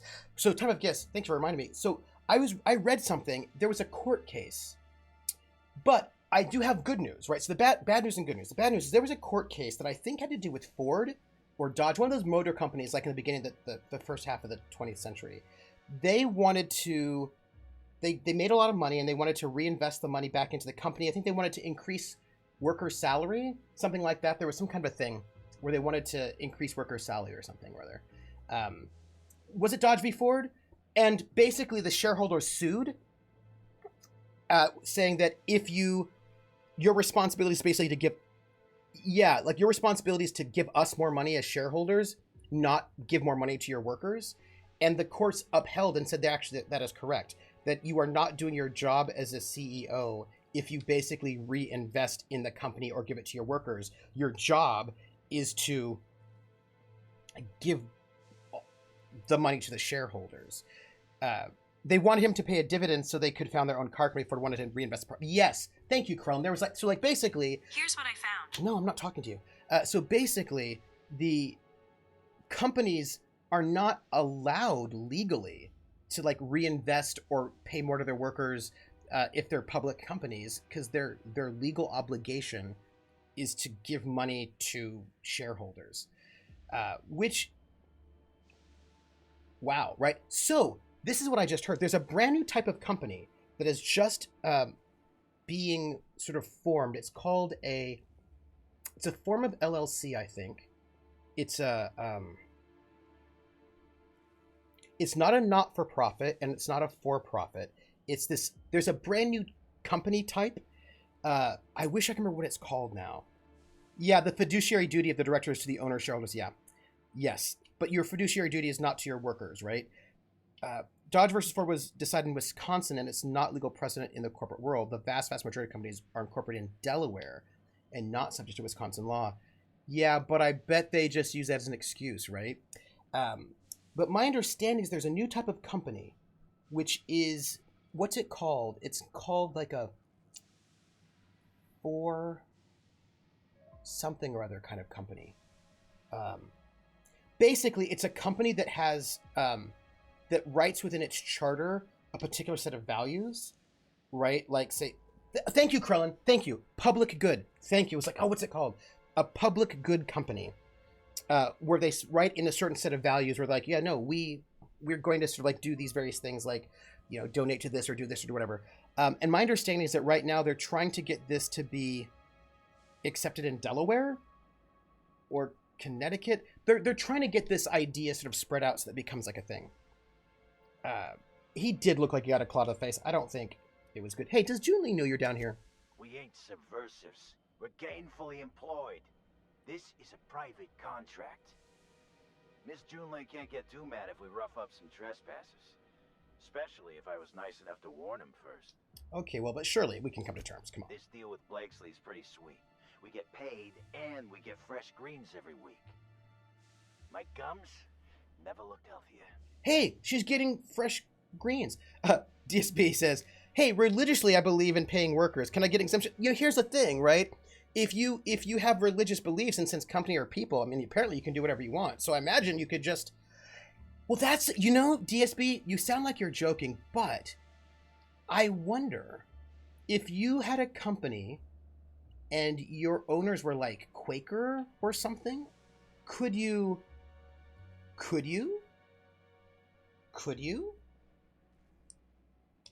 Huh. Actually, it's funny because, by the way, still, she won't be happy if you cost her thousands in life insurance payouts. What? Yeah. I'm just saying. I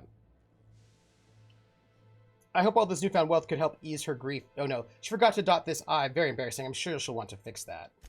Shit. Insurance, you said? Yeah. Fine, I guess.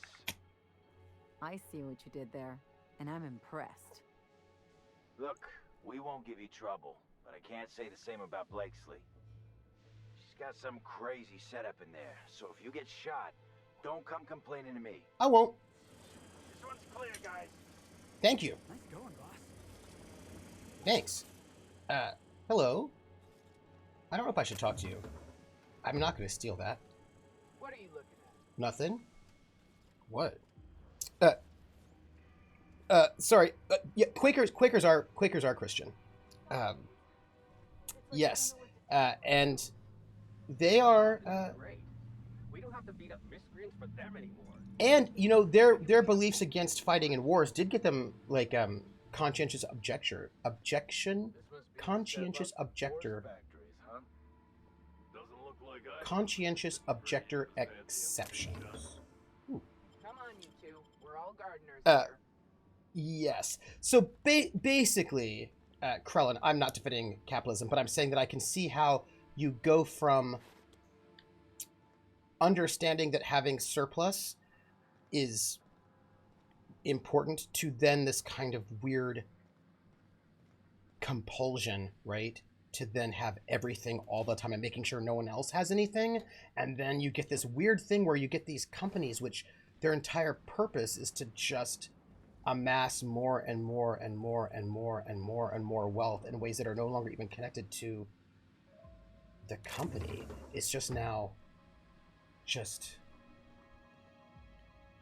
like it's like seven deadly sin stuff. Do you know what I mean? It's like now we're just like, oh look, here we are.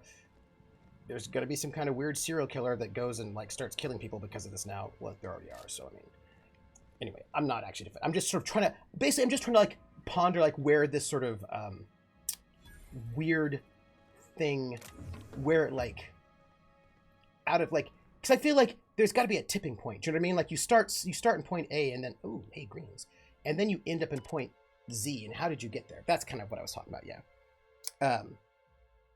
Yeah. Yes, the official title of the Fellowship of Friends.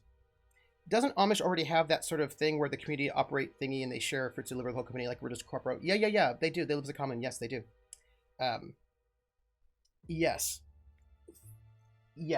So like, yeah, so I was just like thinking about, anyway, it doesn't seem, oh, also, like most things, the root of it is something that good that was taken to the extreme, right? Or like, it's something like, you start somewhere that's pretty decent. Somebody's like, oh, let me just take that and then like twist it in some kind of weird way. And then some other thing you don't even recognize anymore. And I was thinking about how it's the gap, right? Like in Europe, the gap between the owner of a company and the worker is not nearly as high as it is in the United States. Like when I was looking into this, like in 2000, in the late 90s, like the gap between the company of the CEO of a company and the worker was like 20 to 1, 30 to 1, something like that, where it was like, in the United States, like 250 to 1, right? So like the extreme gap between what the company owner makes and what the worker makes is like is massive in the United States in ways that it just isn't in most of Western Europe. And I don't know why it needs to be that big.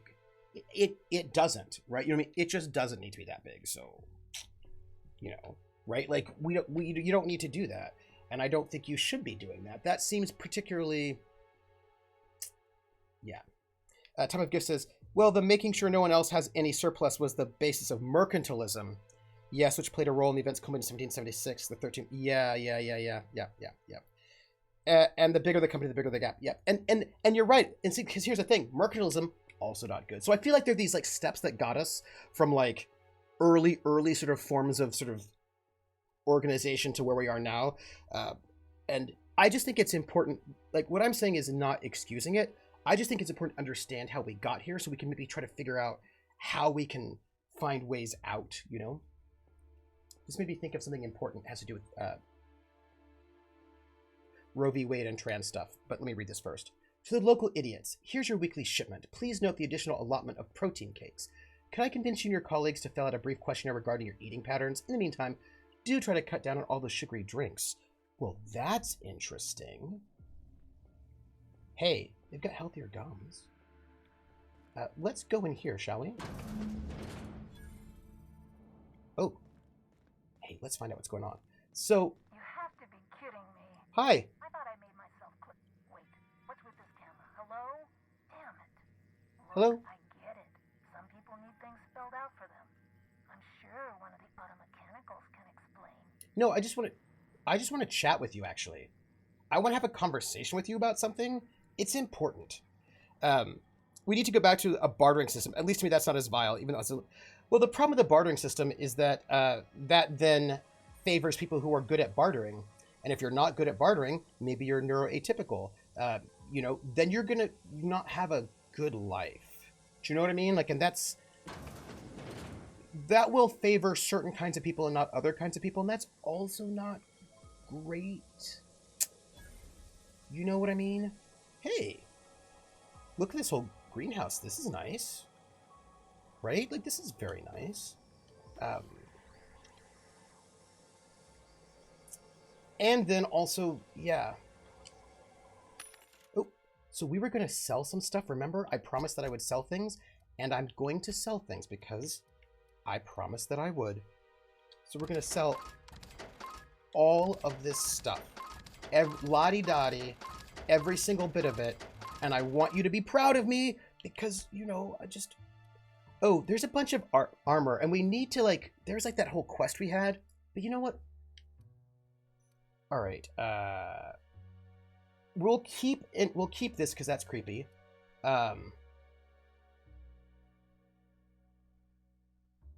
We're supposed to wear things from 3 different types of... That's a marauder. It was like iconoclast, marauder, and something else, right? Marauder. Marauder. I don't think I need 2 marauder helmets, so we'll just get rid of the other one. This is what? More marauder stuff. More marauder stuff. This is not interesting. What is this? This is... Again, not interesting. It's like iconoclast, marauder, and something else. But iconoclast, marauder, and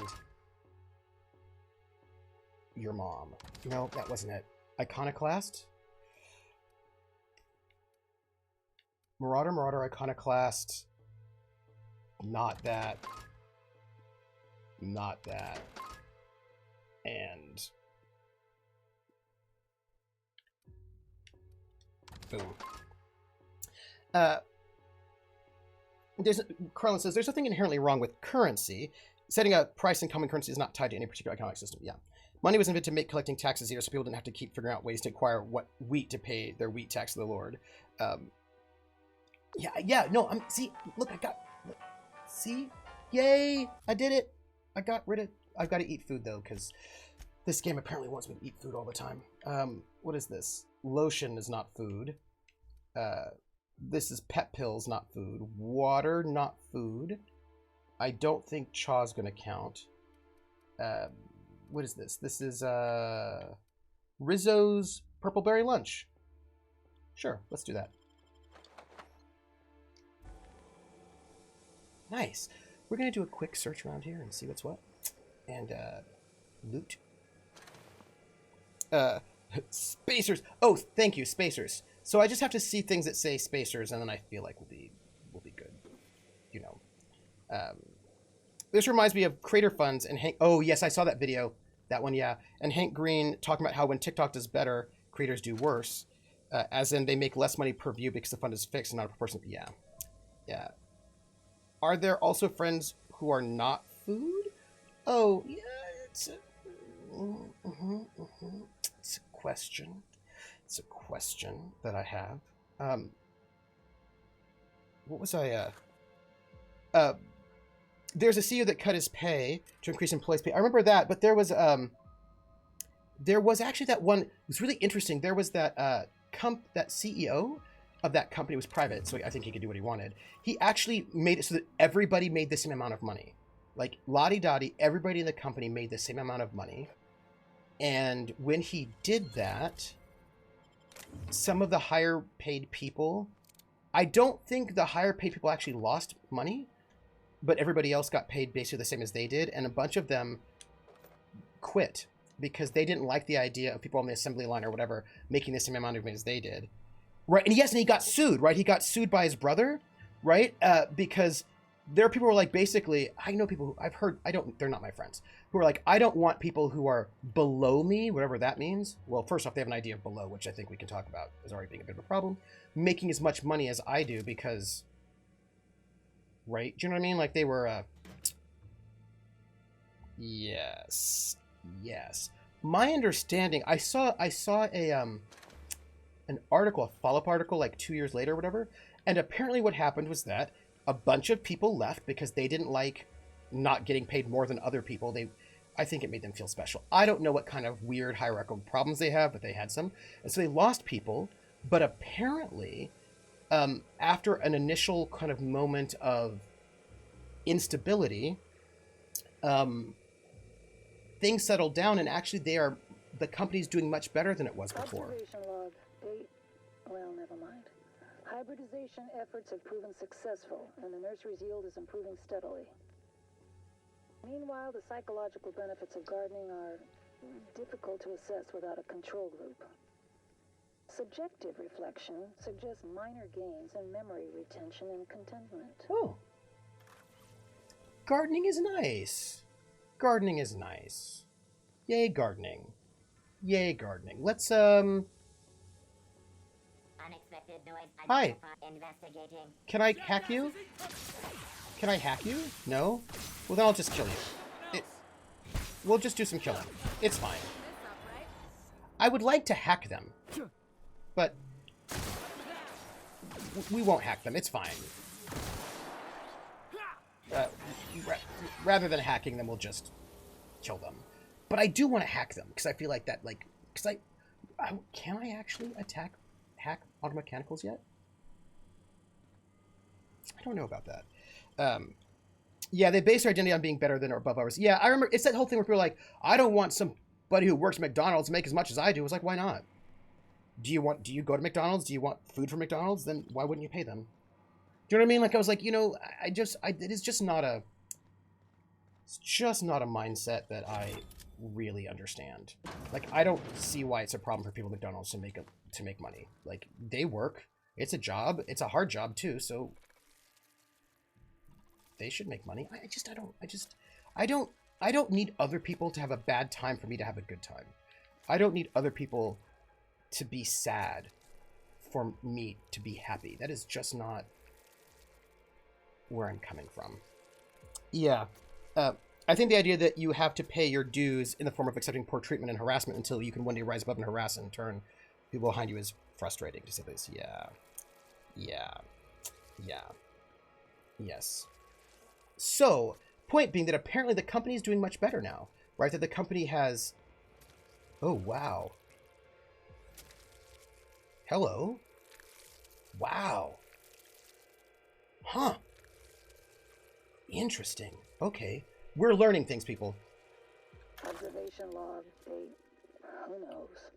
Subject number, well, let's call him Percy. Percy here has discovered the secret to success. He has lifted the veil and found the pattern. He wakes up, he listens for that bell 3 times a day. Food rains from the sky. He eats, he waits. Life is easy. But the second your molt comes in, pal...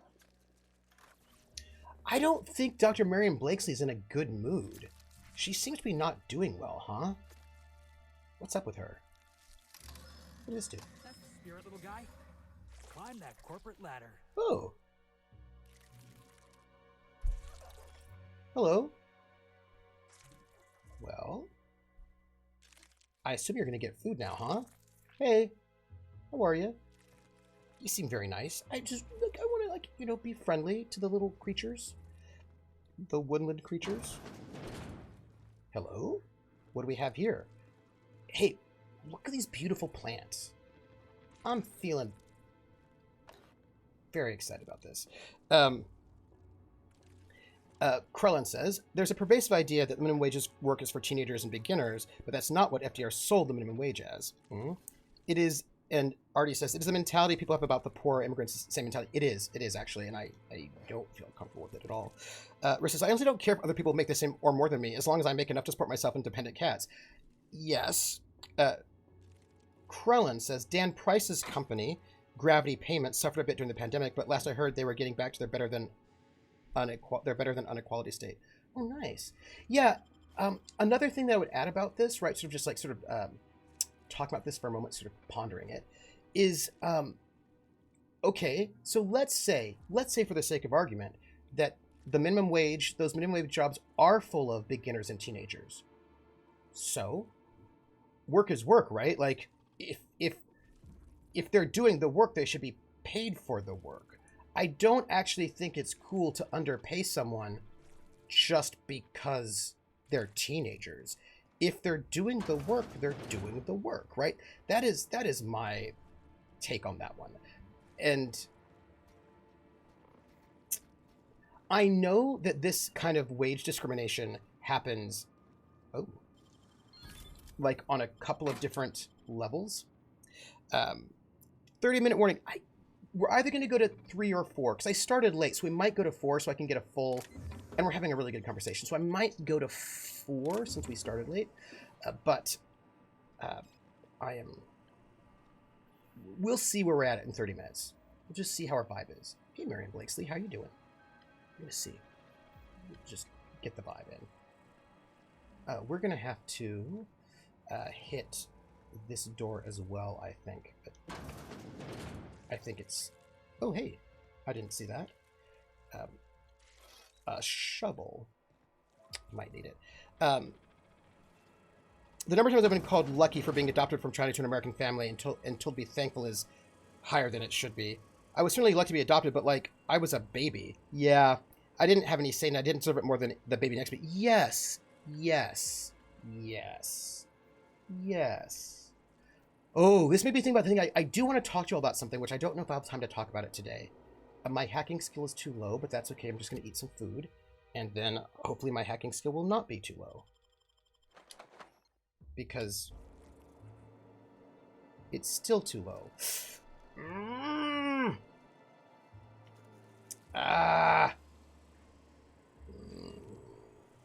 I'm 4 points too low in hacking. This makes me insane. Makes me insane. I don't like it. Wow. Nice work.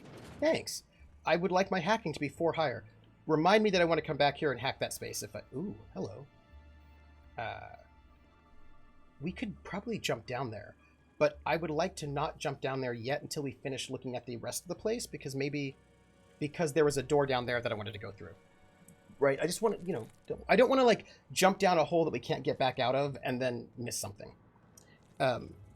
All policies should be mandated to be paid minimum wage, no more, and watch how quickly the minimum wage becomes a livable wage.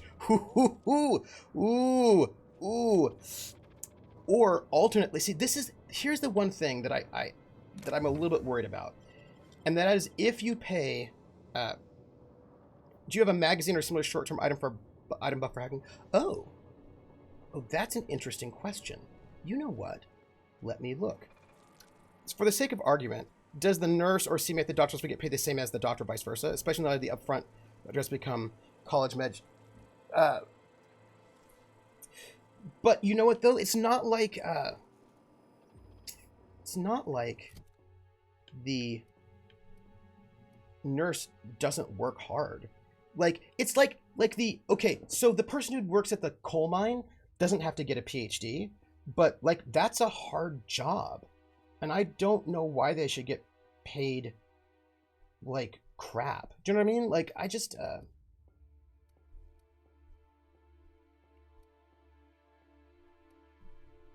yeah.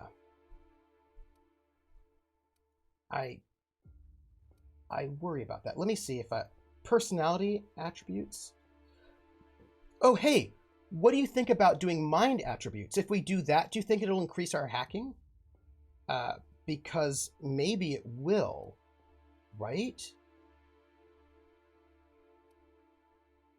And already it's sort of like weirdly not equal anyway, right? Like, for example, I spend as much time as somebody in STEM getting my degree, but they get paid way more than I do.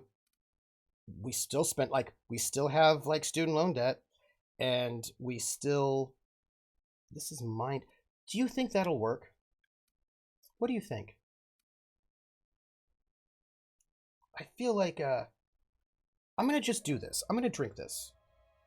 I don't know if it's gonna increase my hacking, but maybe it will. And if it does, maybe, it'll be enough. Ranged, health. Do you know what? I really have not been using these things at all, which is, maybe I should be. Because maybe this stuff is kind of good. I should think about that. I should really be thinking about that some. Immunization? Like, this is, critical damage? Wow. I have really not been using these things, and I really should be, because some of these seems kind of awesome. Look, let's just see if this is enough. And it's enough! Woo! Thank you. Thank you. Thank you. Thank you. Thank you. Initiate maintenance logs. Oh, entry 1? Okay, entry 733. Multiple entries found. Catastrophic memory. Oh. It looks like there's some problems here. Note that entries 734 to 942 have all been mislabeled as 733 due to human error, resulting in a loss of all. Hey, I don't think Marion Blakesley's doing well. Please confirm activation. Warning, remove all electrical devices from the vicinity before proceeding. Users liable for... Yeah, no, let's confirm this.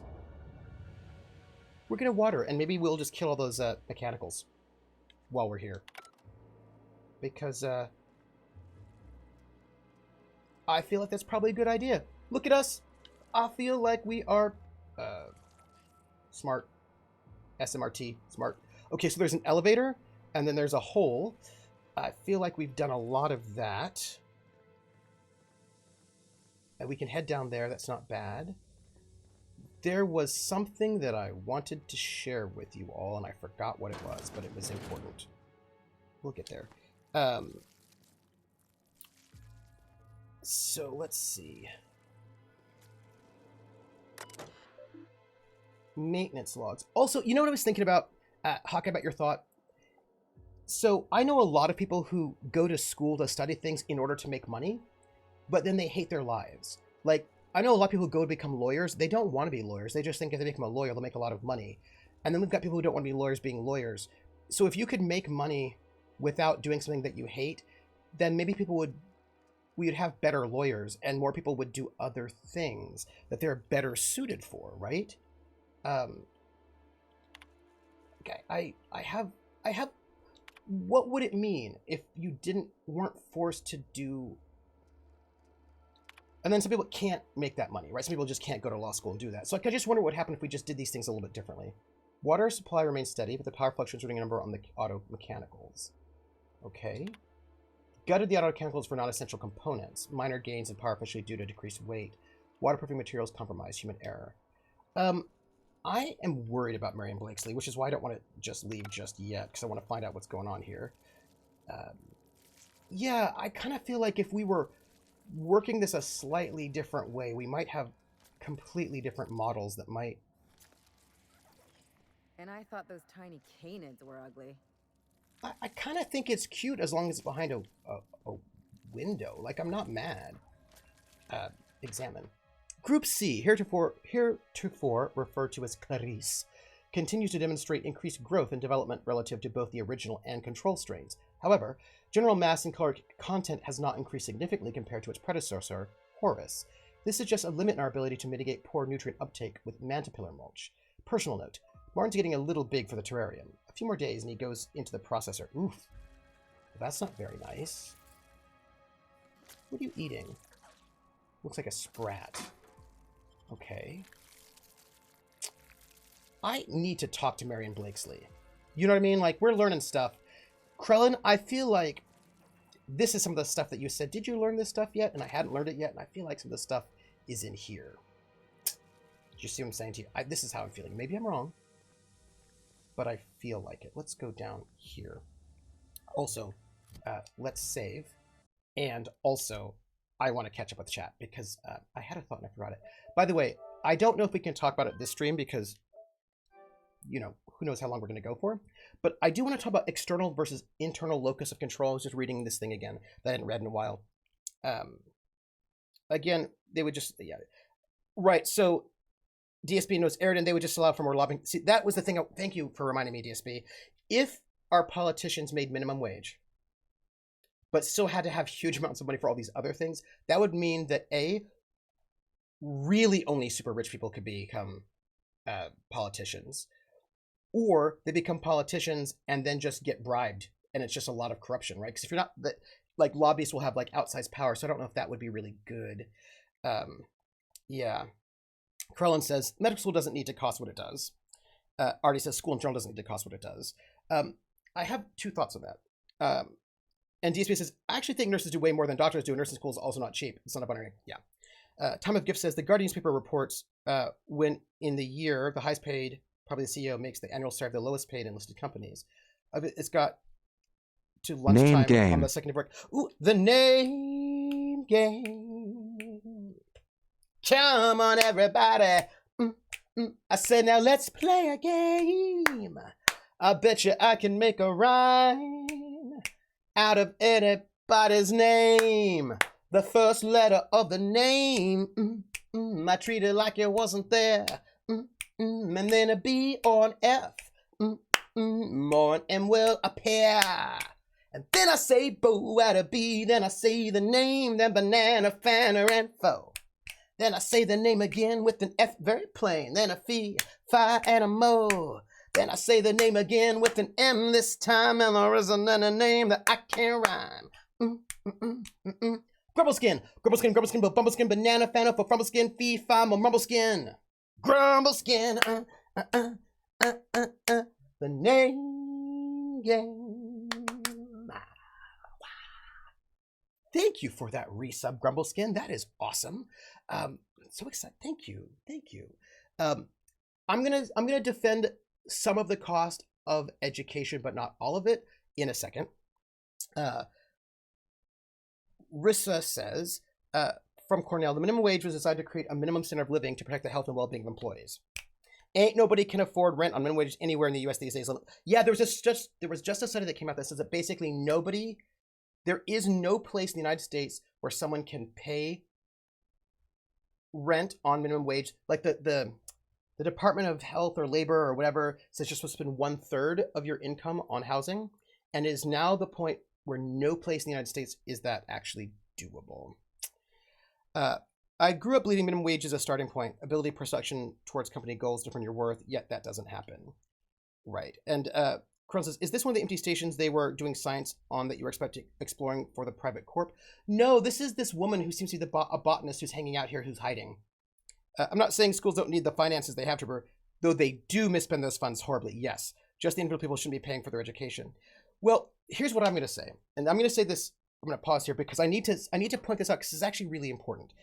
People often who say things are not paying attention to other things. And this is what I'll say. People say, college degrees are too expensive in the United States, but you can go to community college. Community college is not Harvard and is not the same cost as Harvard. You can go to a community college. And then, of course, state schools. Like in California, we have the Cal State system, which is much cheaper than even the UCs. So you can go to the Cal State system. That's not particularly expensive either. When people say, how do I put this?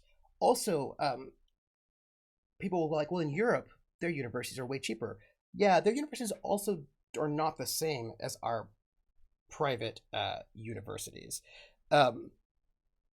And the thing is, what people want is an expensive private school education for free. And that is not going to happen. And I want to talk for a little bit about, now, first I want to note that universities have been increasing their pay for like presidents and administrators in ways that are totally out of control. And they certainly aren't paying us. But I do want to point out that some of the increase of costs from before to now, one of the biggest factors in college costs is the availability of college loans. You can get the money easier for the price can go up since the money's there. Actually, I want to point out that actually a really major factor in increasing the cost of college is what students want. and how we treat students and what the experience is. In the United States, like, you can actually just talk to Ice Bunny. Ice Bunny's professors never meet with her. She does not have hardly any of the things that we have in our expensive schools.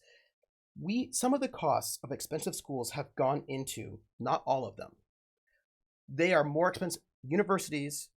Expensive universities are more expensive than they need to be. I'm going to say that is true, 100%.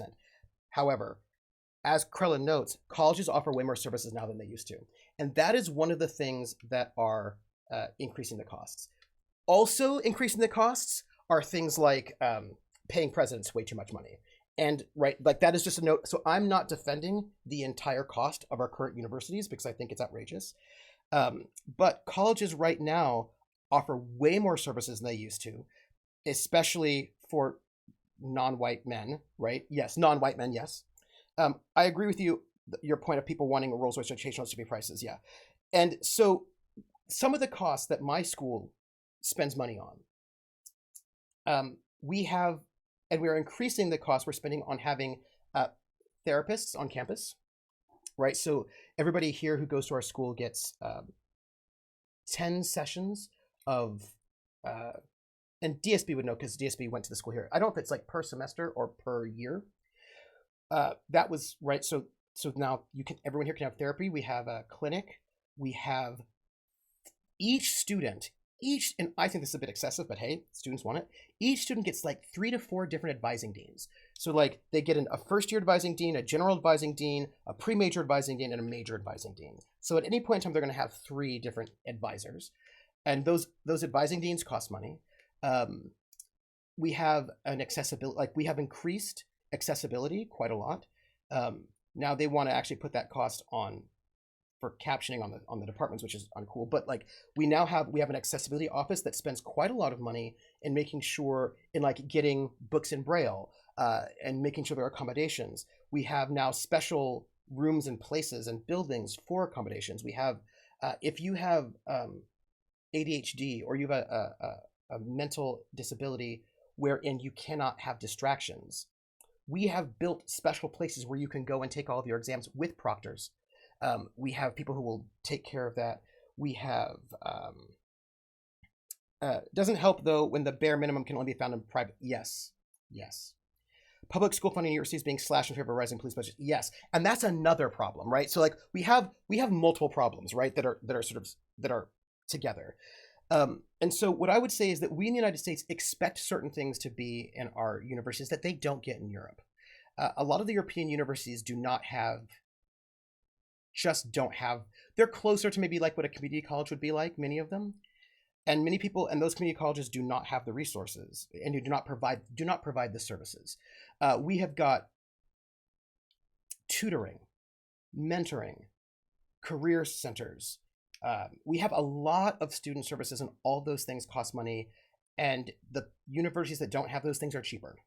The universities that do have those things are more expensive. Now, there is more, right? There are also other things that are increasing the cost that I don't feel good about, right? Krellin says the U.S. as a society spends far too much money on defense. Absolutely. This includes policing. Absolutely. And the rest of our society suffers horribly for it. Absolutely. DSB says, I will say the number of resources available to students has gone up. Agreed. But the accessibility has remained much the same. People who don't feel comfortable making those overtures or who have needs with answers that lie outside the system's algorithms are not supported, at least not while I was there. Yes, but I will say this, more students are supported than there were before. Not everyone. Like there are students who have greater needs and they're still not supported in the way that they should be. Do you know what I mean? Like there are people who have needs who are still not supported as they should be. But a lot more students are being supported than they ever were before. It's not enough, and there are some very obvious gaps. Like poor students are not well supported at this university, and then more money needs to be spent on that, right? But we also have, for example, a program where if you have food instability, they can there's a lot of resources given to students here. Not all the way they should be, I think. And that is increasing cost. That said, right? So the idea that a school like insert expensive school. Yeah, my experience at a European university is nearly 30 years out of date, so science is probably the best time, I guess. Yeah, Ice Bunny complains quite a lot about her experience in Denmark. And I had friends in Germany who their experience is also very different. Americans would just not like that experience, I will say. So now that said, right, I'm going to say that that is a thing that is happening. And I actually think that the increase of cost for those things is fair. And we should have more of those things. That said, so here's the other side of that coin. There are also these other things that I don't know how I feel about them, but students care about them quite a lot. And some of this is, so I was talking to an admissions officer, and I was complaining about the fact that this university that I go to spends a very large amount of money on landscaping, as do a lot of universities, a lot of money on landscaping. And also, we keep spending money on like making the gym nicer and spending more money on like fancy food in our dining halls and not on paying faculty.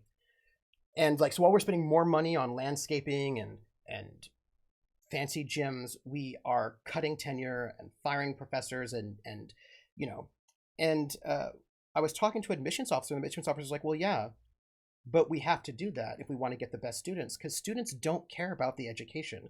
They do not judge what schools they go to for the most part on the education. They judge it on the gym and the landscaping and how nice the food is and how nice the dorms are. If we want to get those 4.0 students, those best students, we need to spend the money on this, and it's a lot of money. We need to spend the money on the gym, because when they tour the campus, that's what they look for. And if it's between us and another school, if there's a school that's got like 10% less good education but 10% better gyms, they're going to go to that other school than they'll go to our school, because that's what the students are basing their choices on, according to this admissions officer. Krellin says, oh gosh, yes, could our society please get over the obsession with long grass? Absolutely, yes. It's not good for the environment. I picked the school I went to because of all the dorms had fiber optic internet. Right. And so there's a lot of that. And I asked students, not DSB. DSB did not choose this way, but I asked a bunch of students. I said, this admissions officer said that you all choose based on not the professors and the education, but based on these kinds of things. That's not true, is it? And they were like, oh yeah, it's totally true. I was like, what? They're like, yeah. We assume if it's a good school, the education's good. So we just take that out of our judgment. We just pick it on these other things.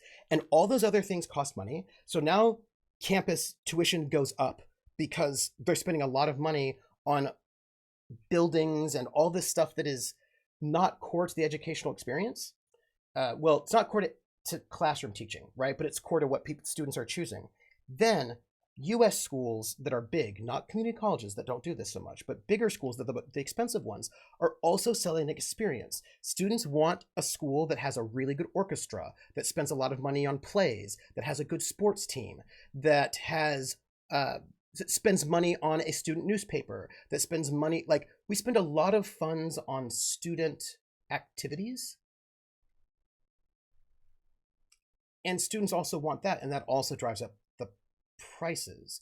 Cheaper schools don't do that, right? You get what you pay for. Well, what the administration is paying for, yeah.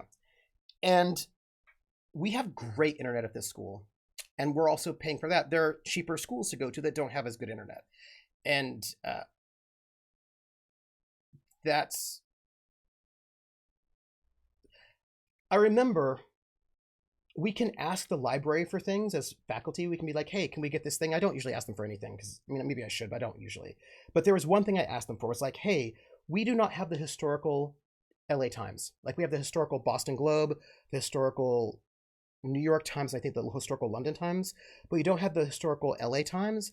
And the LA Times is basically is like really important if you're doing entertainment, especially historical entertainment. So, or doing anything on the West Coast. So could we get a subscription to the historical LA Times? And they're like, a subscription to the historical LA Times is very expensive. It's like $20,000. And like, we have to ask, is it worth it to spend that $20,000 on the historical LA Times, or we could get some other books? And it took them many years before they actually finally got it. But yet, we spent hundreds of thousands of dollars bringing Kesha to perform at our Spring Fling. Because the students don't care about the historical LA Times, but they do care about Kesha, right? And so there is this tricky kind of, and especially as students start thinking themselves as consumers, and as university is like kind of a capitalist exchange, they want certain amenities, and those things cost money. Now, I think we should not be spending that much money on those things. I think that's ridiculous. I really do. I don't think you need to have like a fancy hotel as a dorm. I think that's ridiculous. They would argue that we can't get the students we want then. And I was like, right? I also think we spend way too much money on our upper administration. I think we spend and we don't spend as much money on our secretaries. And I think that's really terrible. So for me, I do think we could spend less money. I think the tuition can come down. Absolutely, I do. But I think it's also important to note that not all, but some of the things that drives the increase of costs are student expectations for an experience that includes really nice lawns and concerts with B-list celebrities. And we spend a lot of money. The school I go to, DSB, you'll probably remember, right? We spend like hundreds of thousands of didn't like Hillary Clinton and like we get people like Hillary Clinton or like I don't know. I don't think we actually had like Bill Gates or whatever, but like we get really important people to come and speak at our graduation or whatever, and that costs hundreds of thousands of dollars. That's hundreds of thousands of dollars we could use on student tuition or things that I would feel more comfortable spending that money on. But students come here to go to international relations and they're like, ooh, they had Madeleine Albright speak at that university. I'm going to go there, not here. Like, students want that. The students who come here want to see Madeleine Albright speak. I think it's a waste of money, personally, or maybe once every couple of years or something, right? But there are these demands for kind of like a Cadillac service that is very, very expensive. And then the tuition goes up, and then people complain that their schools are very expensive. But there's a reason why, but you could go to cheaper schools, but they do not want to go to those cheaper schools. So there is a kind of a weird thing that's going on here, right? Is what I would say. DSB says, I appreciate the acknowledgement, but my decision-making process was not much better. I chose it solely based on the fact that this was the only school that did not hype up Greek life and the football team in the tour. There. Chronos, I will note that I did not graduate from the school I went to. Hawkeye says, when I was training to be an RA in the dorms at the University of Iowa, the university president met with us for lunch. I still remember what he said. His top three demands pushed on him for the job were: 1, better sports team for the alumni; 2, better parking for the faculty; and 3, better sex for the students. Wow. Too many want the college experience without thinking about what they want to do with their degree, on the mindset that all they need to succeed is a college degree. Yeah. And this is actually really interesting, right? Because people want the degree and they want the experience they think they want at 18 to 20 years old. Yes. And here's one of the problems. This has to do with, and those two things are not related in their minds. Yeah. And I want to say that this is for me a struggle that I have, and that is a struggle with education. We may value going to college, but we devalue education. We say all you need is the degree, right? That's it, right? And we actually don't really value learning. And so people do a lot of things, or don't do it. Like, they do a lot of things in college that will not make them happy because they think it will lead to money. And they don't do things in college that maybe they should be doing because they don't think it leads to money, right? And so the whole college experience right now is sort of bound up in not learning to be a better critical thinker or a better citizen or a better human being or expanding who you are. It's all about this kind of like money thing. And I remember I had a student once say, like, they got like a B in my class and they're like, I pay your salary. I should be getting an A in this class. And I was like, you don't pay my salary. So, and you're also, and even if somehow tangentially you are paying my salary, you're not paying for your grades. You're paying to be here. The grade is an assessment. Like, you're not buying grades. This was a very rich student, though, a very, very rich student. And they just thought that, and then he was like, my dad makes more money than you. I was like, yeah, most people do. You're still not getting an A in my class. Like, if you want to get an A in the class, you should do better work. You have not shown up for class. You've not turned in your work. You've not shown up. What you have turned in has been subpar, and you're getting a B, and that's because I'm being very nice. right? But there's this kind of like right. So there's a thing about money that's working here in a lot of different ways, all of which are like, not all of which, much of which are bad, actually. Yeah, your purpose, yeah.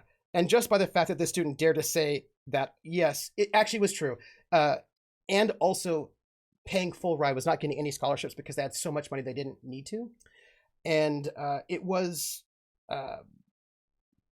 yeah, right. They also had their parents call me, and when their parents called me, I said, "Hi." They're like, "I want to talk to you about my son's grades," and I was like, "Well, your son is a legal adult, and your son's grades are private, so I cannot talk to you about your son's grades. I'm sorry. Thank you."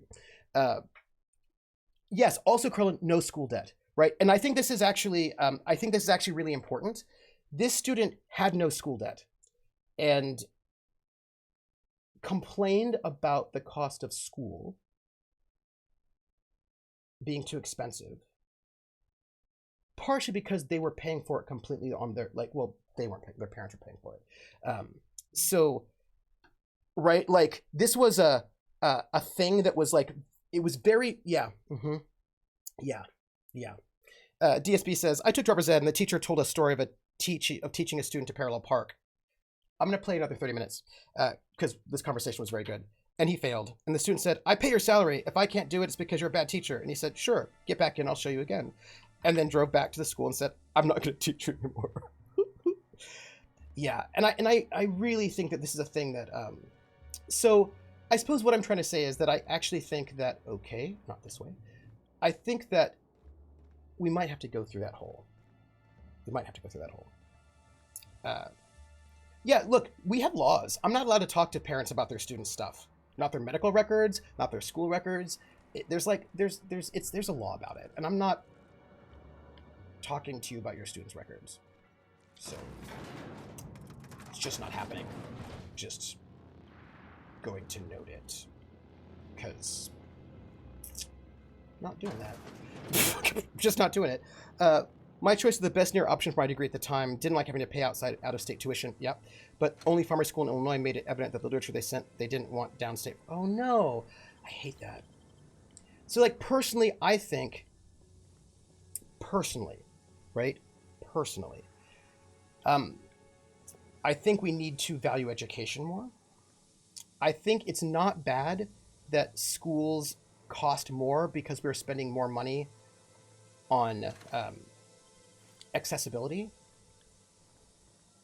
If an expensive private school wants to sell a certain kind of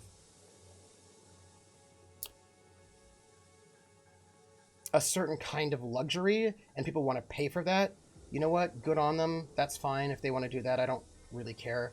That's your choice. That said, I actually do think that what we should be doing is spending more money to fund our state schools and our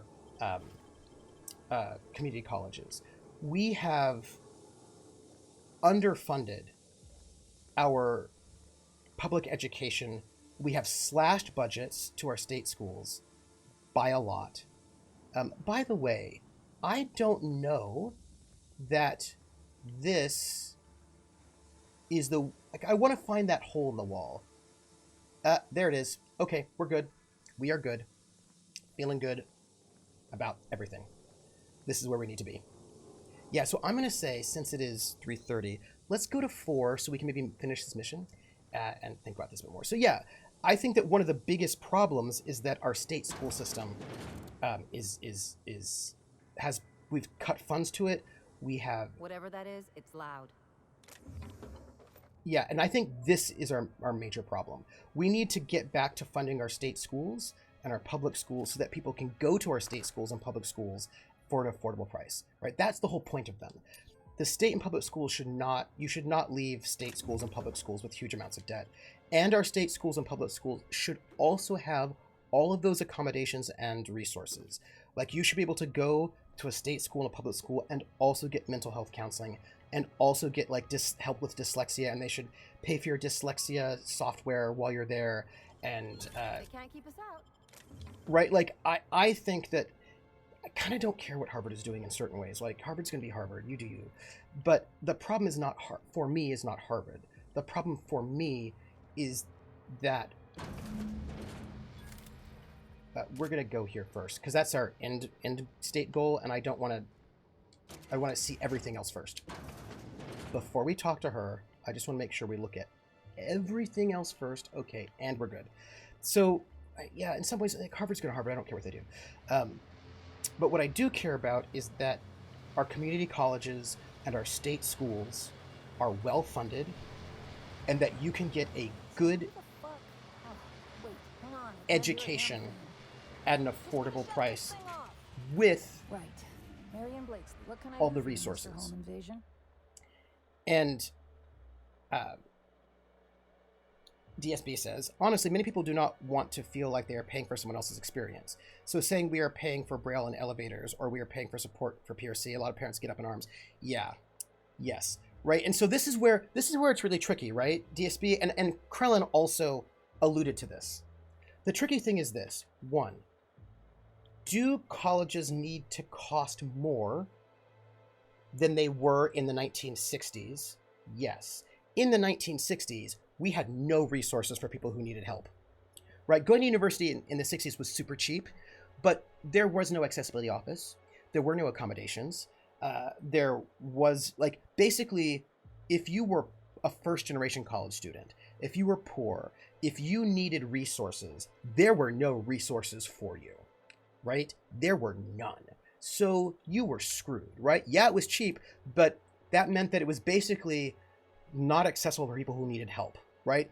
Who did best at those schools in the 1960s? Rich people, right? And people with a lot of resources, like neurotypical people, able-bodied people. Yeah, it wasn't super expensive, but there were other costs, if you know what I mean. And so, yes, I actually do think it's important that our schools cost more, because I want them to pay for counselors and for Braille and for all those things. So yes, there's going to be an increased cost. Yes. That said, I do not think that our state schools should be paying for lawns and, like, also I will note about dining halls. Our dining halls do cost more because we now have vegan options, halal options. We have a bunch of, like, special gluten-free options, and that's expensive.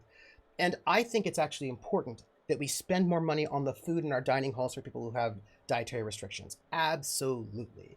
Do we need steak and shrimp all the time? No, we don't. Harvard can Harvard. I don't care what they do. But I do think that we need to spend more money, right? Yes, I'm okay with the cost of that school, our state schools, being higher than they were before, because we actually do need to make our schools more accessible and to sort of serve a greater population. And that includes special help for first-generation college students who do not know how to, special deans, right, to help first-generation college students navigate this. International students there's support that we need for people, and that's going to cost money, and we do need to spend that money, absolutely.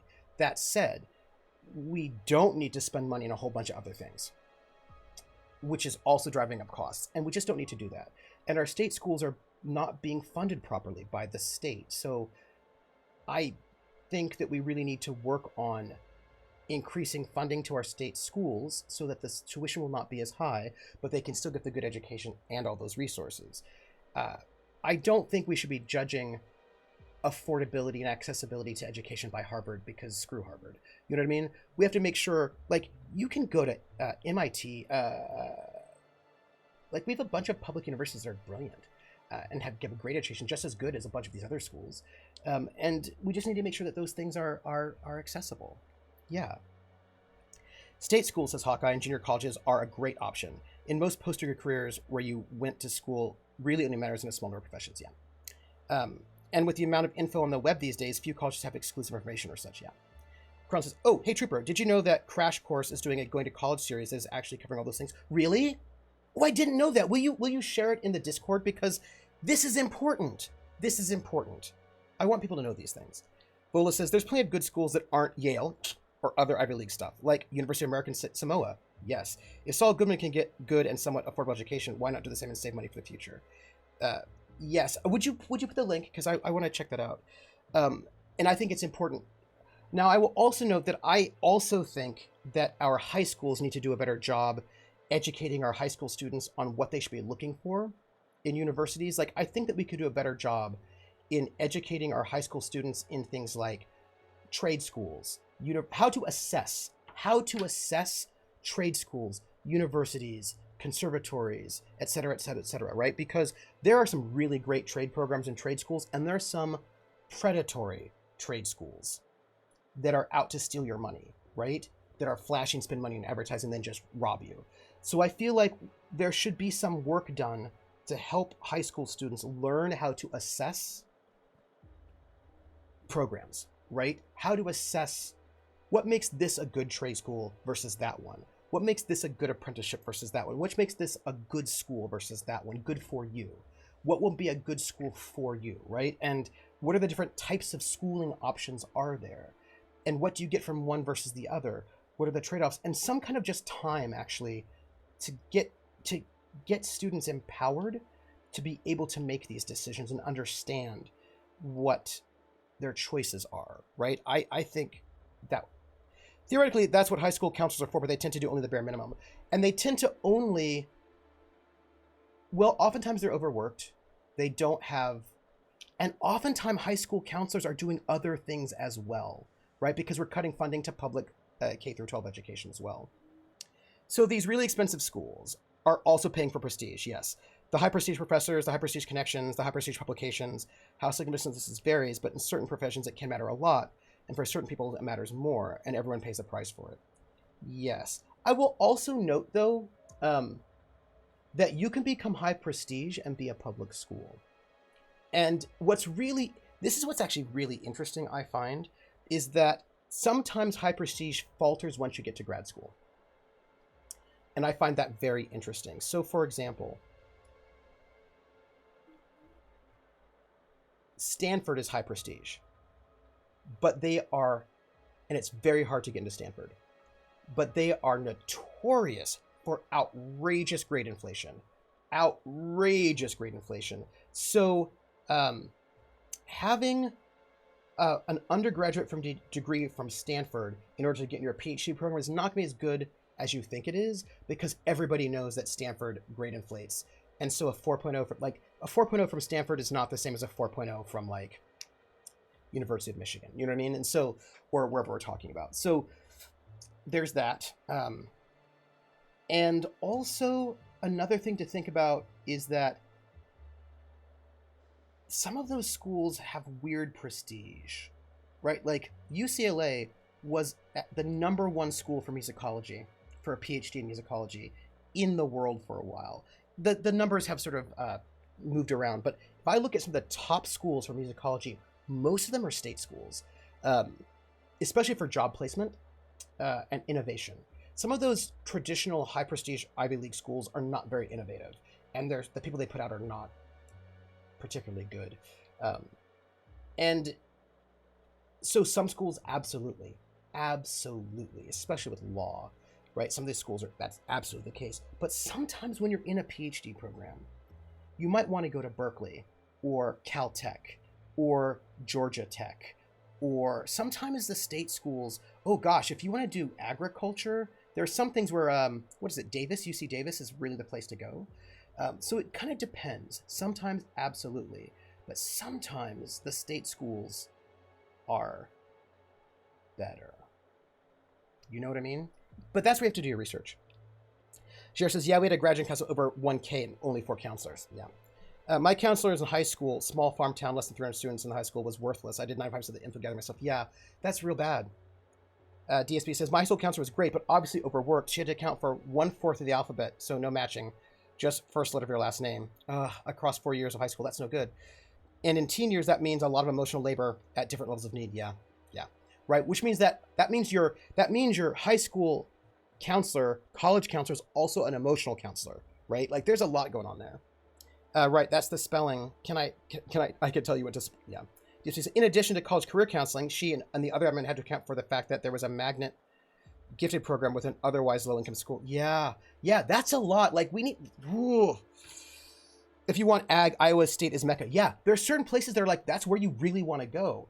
And so it's funny about Prestige, because Prestige is really big as an undergraduate. Like, as an undergraduate degree, Prestige is very big, but it sometimes becomes very different once you start getting into master's degrees. I'm going to lie. I'm going to... Cute. There have to be easier ways to steal some corporate property. Go chat up Sublight. Okay, fine. I'm actually here because I need to get the HIA facility on Gorgon. Gorgon? Yeah. I holed up in a forgotten cargo bay of a rotting colony ship just so I could never hear that name again. Yeah, well. But here you are. Yeah. Hey, what happened on that asteroid, by the way? I really didn't expect today to go this way. Yeah. Shit. I should have brought another pack of smokes. The Gorgon project gave us Adrena time in the end, but that's just the Bo Spacer's choice stuck on the whole mess. Oh, interesting. Corporate demanded a product they could throw onto shelves. That put the squeeze on low at Chem to develop formulas, samples. But how do you know if the product works? You run tests, see what happens. That's where human inquiry and auditing came in. I ran HIA and HIA ran the tests again and again and again. And what happens is a whole lot of wasted time and even more bodies. Right. So, what was Spacer's Choice testing for? You've heard the adverts, right? Yeah. Work day and night, still feel refreshed the next morning. Now, what we tested for was dexterity, efficiency, compliance, the traits of a good employee. Numbers never came out right. I could have pumped gallons of those chemicals into every living soul in this colony. Wouldn't have changed that. What we got was marauders. Yeah, I noticed. By the way, your eyes are super intense. Vola says, sadly, most young people choose the school based on how good the Quidditch team is and what sort of colors can the uniform. Yes, and so and I don't think it's their fault, right? Like, I don't think it's the students' fault that they choose their schools based on that. I think it is our fault as a society, because every single moment we have politicians saying universities, blah, blah, like, we devalue education to such a level, and then our imagination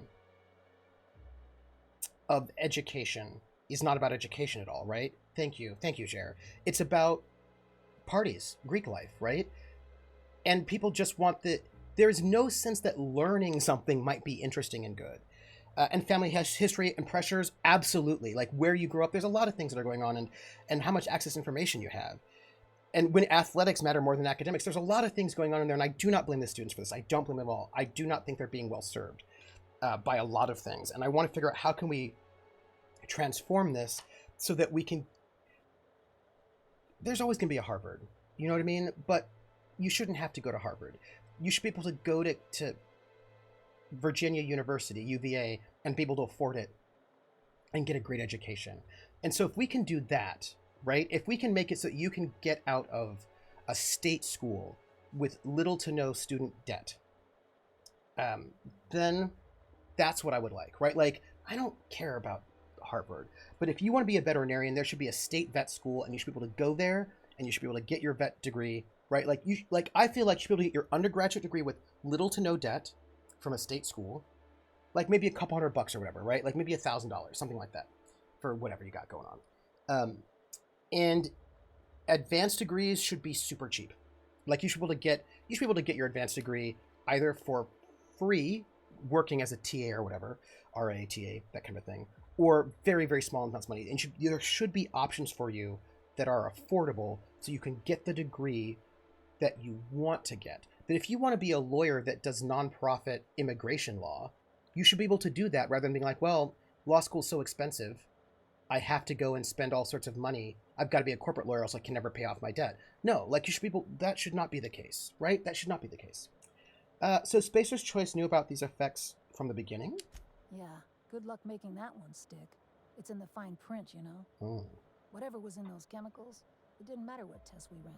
We kept getting the same results. The proto-adrena time solution was both monstrously addictive and had catastrophic effects on the psyche and intellect. A real boon to the colony. So here's my goal, by the way. We're going to finish this part of the mission before we leave today. I just need... what happened? Why'd you shut the... But I've taken Adrena time. Hey, do whatever you like. Life's short and we're all dying anyway. Okay, well... Why didn't you stop the tests? I was a good scientist. I had to have wound up on that asteroid for a reason. I worked so hard. We all get stuck in our own patterns. Magical thinking. That was mine. What happened? Why the facility shut down? We had a few weird accidents, escapes, minor setbacks. But one day, all the test subjects got loose. Sabotage, they said. Wasn't just us. All of the facilities got hit hard. Interesting. Shut us down for a while. That turned out to be the last straw. Oh, that's interesting. Hawkeye says, my son worked 3 jobs to try to keep his debt load down. Not many financial aid options for him since he was an athlete. I joined the Army. That's how I did it. You know what I mean? Like, I joined the Army and I used the Army college fund to afford to go to college. So, you know, I joined the Army and I saved while I was in, and I used that to sort of pay for my college. DSB says, I do want to point out that UMD and UVA are good schools, yes, but they are 2 states bracketing Washington, D.C., meaning a prevalent attitude environment that high-paying, high-power jobs bring prestige just by speaking their name are all that matter. Oh, his asthma for that option. Yeah. And also, you shouldn't have to join the Army in order to afford to go to college. Like, that's just another thing, right? You shouldn't have to join the Army in order to go to college, right? Like, there should be ways around that. Yeah.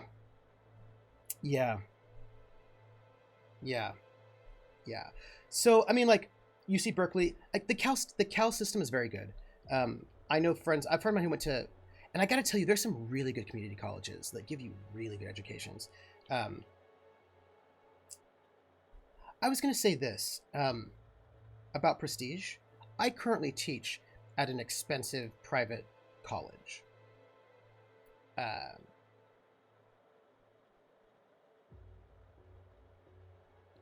I don't think I'm chopped liver. It's a bit tricky, right? But I don't think I'm, like, I would say that I'm one of the experts in the world on certain subjects. People may not care about those subjects, but I am. If I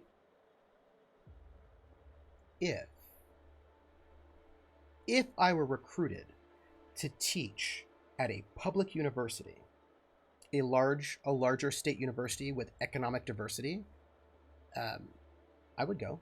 And I could say if they could match my salary, but I don't get paid that much.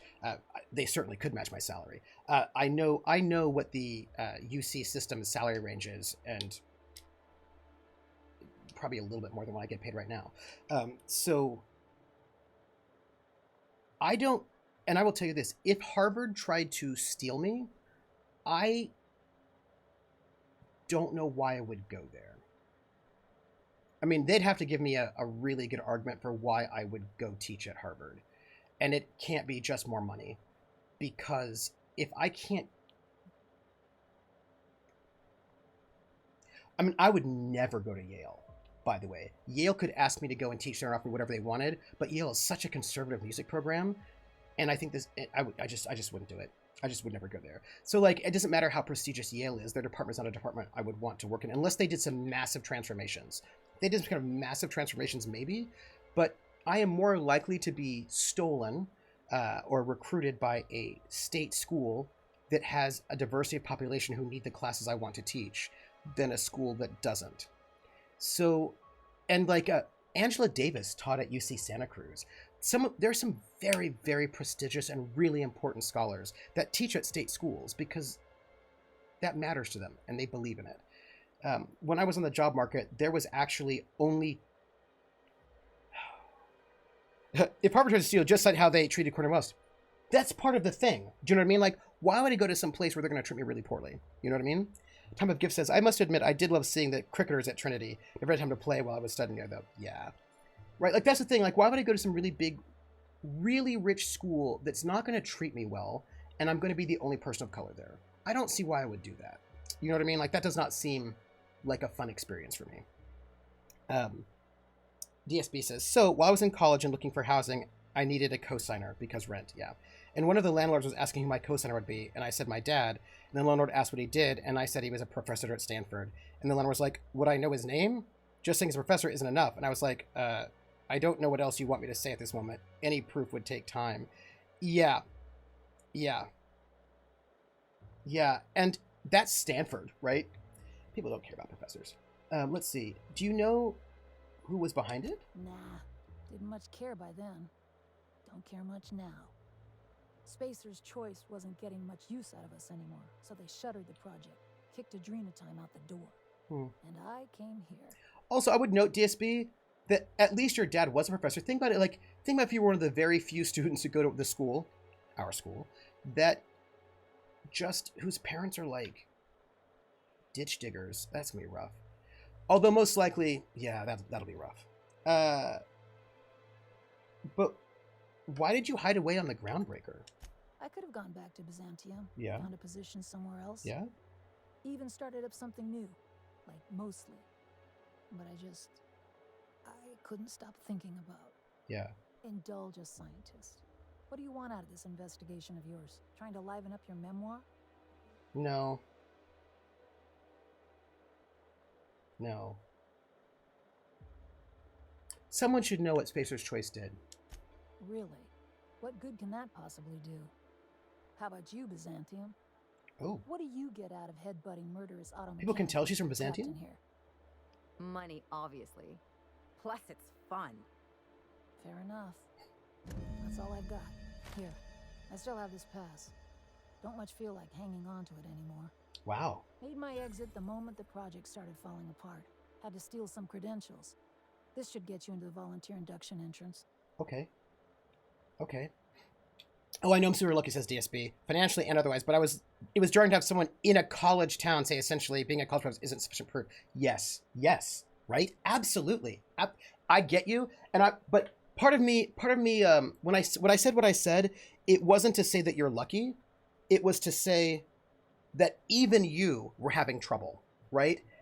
And your dad was a professor, right? So like, it wasn't to say, oh, you're so lucky. It was more like to say, people that we imagine as being lucky and having it easy, even they have trouble, right? That was my point. Like, my point is, we're at a moment of time where even somebody who like is a university professor, that's not even enough. Do you know what I mean? Like, that's where we're at. And like, think about if that's not enough, how is it like if you're in another space, right? So, like, that's my point. Is like, my point is that like we're skewing to the point where like people that you thought would be lucky and safe are no longer even lucky and safe, right? So like, that's like, it's that level of like, it's not good. All right, you hacked into Spacer Choice database. Please, I just messaged people with fake demands for their passwords. That's when they didn't just leave codes written down on pieces of paper. If I couldn't talk my way out past a simple facility lockdown, I'd be working for Rizzo's. That'll get you inside. What you do from there, that's up to you. Any advice? You must have known the facility pretty well. Come on, I've left it behind me. I can't intimidate her. Sure, it definitely looks like you're coping. Yeah, well, you have to go on, don't you? Guilt's a useless emotion. What good is thinking about the past over and over and over again? Look, help me, and you can put behind you. I'll take care of everything. Please, I don't need... No, seriously. Fine. Fine, here, I remember one of my access codes. Just punch in the keypad equivalent for replication. Should get you into the offices. Okay. Maybe get you to my terminal a little sooner. Thank you. Go test that persistence of yours out on Gorgon. All right, I'll leave you be. I'm not going to kill you. Yeah. I'll make sure the auto mechanicals don't bother you on the way out. Oh, they're mostly all dead, so, you know. I'm not going to kill her because I don't see what the point of that is. Also, I think the reason why I couldn't intimidate her is because I'm clearly hungry. So I've got that food situation going on, but that's all right. We're going to just... Here, take it. Just drowning in dining options down here. Cool. I'll just take it. I'm glad you didn't mind. Thanks. We're gonna get out of here. Is what we're doing right now. We're leaving. Where's our elevator? It's fine. Yeah. And the thing is, there are people who are professors who make $20,000 a year. Do you know what I mean? So like, if you're an adjunct professor, your life is not good. It is not a good life, right? Yeah. So. Yeah. Hey, there's a thing that's a longer conversation I want to talk with you all about that I think will be really, really interesting to talk about, but we can't do it now because we're leaving soon. We're getting in our ship and we're going. So that's going to be for later, but I need to be reminded that I want to talk about external versus internal locus of control. That's what I want to talk about. And don't let me forget that I want to do that. What's this? Pink slips, Gregory Tipton. These official termination papers, stamped with a C&P logo, state that Gregory Tipton has been terminated for undue hindrance of a Byzantium official. Well, that's interesting. Interesting. Well, huh. All right. By the way, we are going to be wrapping up soon, and I want to say that we officially did a mission, so we are great. Also, pink slip, Kadira Smythe. These official termination papers, stamped with the Spacer's Choice logo, state that Kadira Smythe has been terminated for limping on duty. Were these things here beforehand? Were all these files here when I was walking in? I don't know if they... Because that's a lot of pink slips, huh?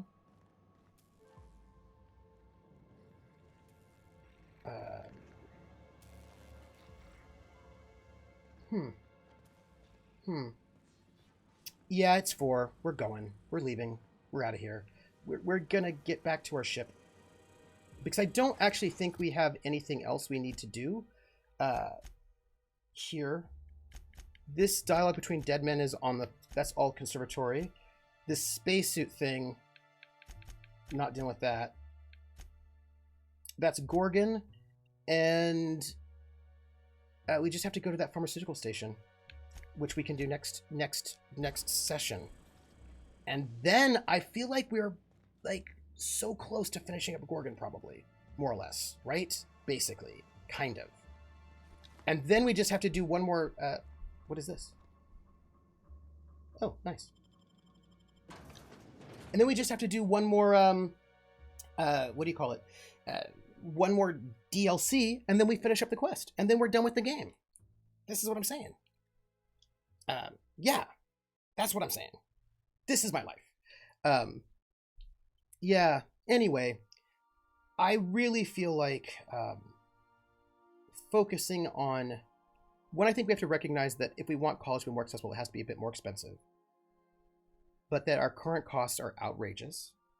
And rather than thinking about like Harvard and Yale, because who cares about them, I think we need to be really spending more money on our education system, our public education system. We need to rededicate ourselves to our public education system, both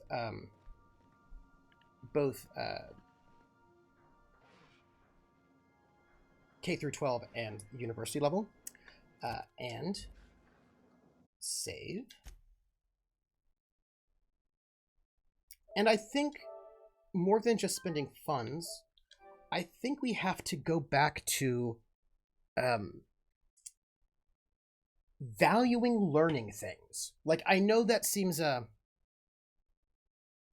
weird, right, for some folks, but I think, do I have the transition up? I feel like I must. Hey, give me a second. Okay, I do. Okay, it's fine. So there was a post that I saw on the internet on one of my YouTubers, and they were interviewing somebody who was a photographer, and the photographer said, "There's no point." The photographer had was self-taught photographer, started off in college, was learning business administration in college because they thought that would make them money. And then they dropped out of college and became a photographer. And they're like, yeah, there's no point in going to college. College is stupid because you can learn anything you want on the internet anyway. And also, you don't need to go to school for photography. You just have to have passion and be creative. And I thought to myself, that's not true, though. I mean, you can learn a lot of things on your own, but there are a lot of things that are faster if you can learn from someone. And that might be in college or it might be an apprenticeship. But there are a lot of things that you actually, it's having somebody who can, being educated on things is not bad. And there are things you might teach yourself and it works, but if you might learn a way faster way of doing it or different things. There was a story about John Cougar Mellencamp that he told, actually. It was in his first band. He was like, John, Tommy goes, okay, so I've written down internal versus external looks of control for the next time. Thank you, because I do want to talk about that. John Cougar Mellencamp was talking about this. It was he has a best of, like a, I don't know if it's a box set or one CD. I can't remember now. But anyway, it's his best, a compilation of all of his work from the very beginning to the then present day. And there was this song he did, one of his early songs, and he was in the liner notes. He talked about each song a little bit. And the liners for this song, he said, yeah, so like we were a rock band, right? And we taught ourselves because we didn't need nobody because we're a rock band, rock and roll, rah. And he gets in the studio and he has a producer, right? And the producer is a person who is an expert on music in various ways, or at least production.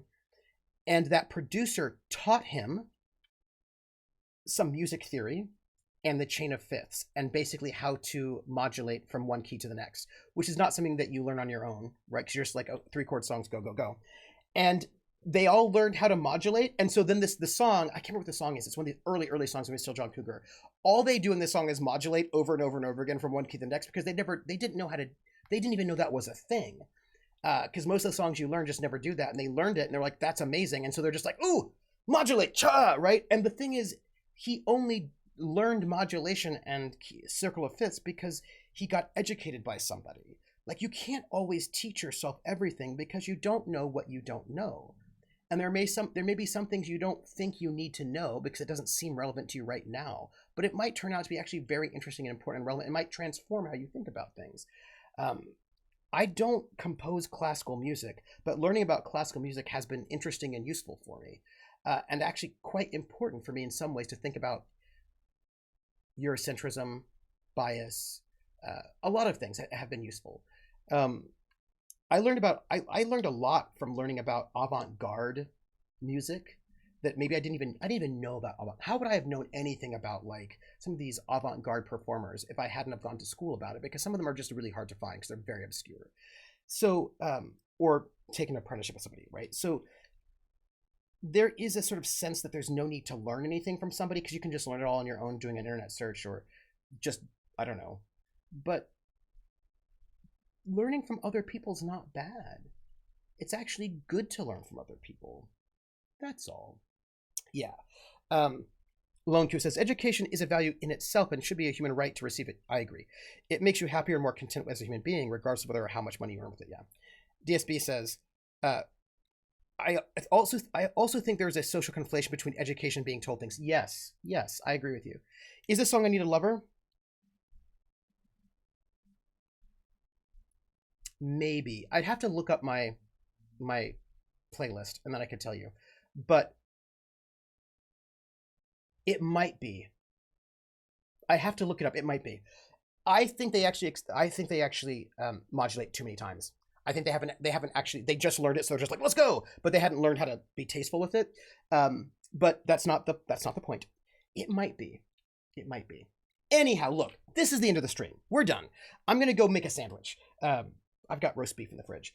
But I want to say, first and foremost, thank you all for being here. Where am I? What is going on? What is happening? There we go. Okay. I want to say thank you for being here, all of you. And I want to say we did get a mission done today. So good on us.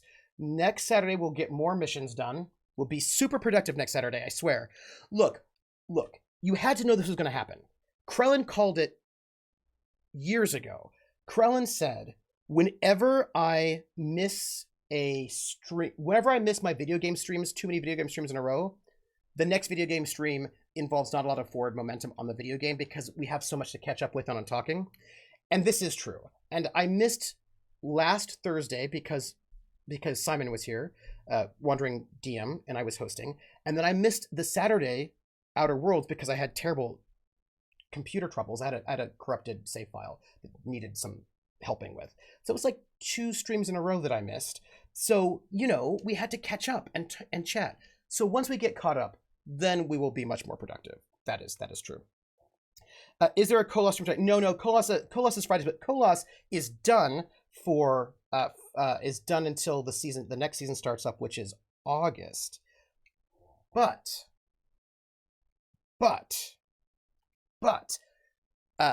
there is going to be Friday night RPGs starting next Friday. So what's today is what, Saturday? So tomorrow at 8 p.m. over at Praxagor, the Smorphoria's channel, we'll be doing The Witcher. But what I want to tell you is, next Wednesday you can find me over at Laugh Love Lindy for the Upon the Hexhamshire Moors, the Good Society game. Friday, however, I will be running Night's Black Agent solo with Grimjack. So it will be we're not doing Cthulhu Confidential. We're doing Night's Black Agents. So that's the one we're doing for our little interim break. I don't know if that'll be 2 or 3 sessions. We will find out. But so next Friday is going to be a solo game, a one-on-one game, which is it one shot? It might be 2 shots, I think. Right? Yeah. So next Friday is Greg and Night's Black Agents, which might be 2 shots. You never know. Like, I find that, look, a lot of these people are like, oh, this game will only take you 1 session. And I was like, yeah, unless you're like heavy RPers, in case it'll take you 2, maybe 3. Come on. So that's going to be next Friday. And next Sunday, I'm also running another game. I'm doing, because I wanted to run 2 games right over the summer. So next Sunday will be during, I think it's noon to 3.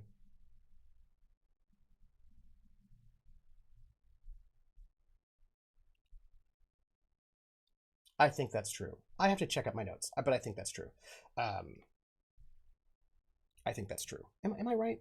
Am I right? Yeah, Lone Coup, it is Saturday. Don't ask me. Don't ask me. It is.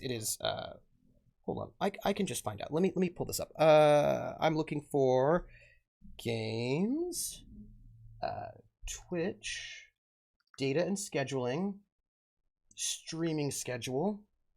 Give me a second. I'm just gonna pull it up and I'll just tell you because I have it written down. And then I'll just tell you. No. Here, yes. So next week, I did not put the time down. What was wrong with me? I must have put it down here. I did not, but I know it's on my calendar. Hold on. I've got more than one calendar. Work with me for 1 second. I want to tell you because it's important. Yes. Okay. Spy Team 67 is going to start next Sunday. It'll be from noon to 3. And that, if you did not watch... Oh, am I in a badly dubbed? I should be good. Hello? I can't tell if I'm dubbed. I look to me as if I'm on, but I don't know. You know, I think it might be I Need a Lover, actually. I think it is Krellin. It is. Yes. Hey, Other Doc. So, I ran... for Gen Con, I ran Spy Team 67, which was a one-shot, which is, you can watch the one-shot on my channel. It's in my playlist now. It was on the Gen Con channel. I was able to get it, put it on mine. So you can watch it there if you like. But that team, which has got Susanna Grace, Gloss and Gadgets, Draconics, Spider, Fuzzy Freaks, British team. They were amazing. Gloss and Gadgets was doing production, and Josh was Jersh, right? Was a player. Jersh can't make it this time, but Gloss and Gadgets is going to play, and so that team is coming back for an Avengers style 60s spy excitement, and that's going to be on Sunday, Euro friendly time. Probably a 2-shot, most likely, and you should be there for it. That's what I'm going to say. And let's see. Audio's fine, but the video is out of sync.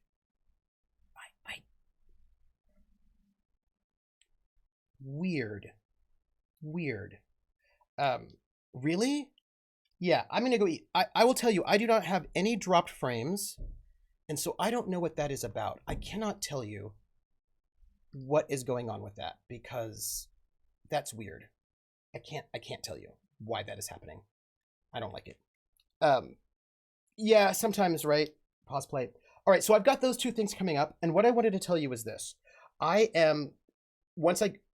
not been able to do so because I haven't had the free time, but I'm hoping to, like, basically after I get all this stuff in the next 5 days done, I'm going to go and put in a request, a copyright appeal for that. You remember that stream I did last year? The musicology stream that I did?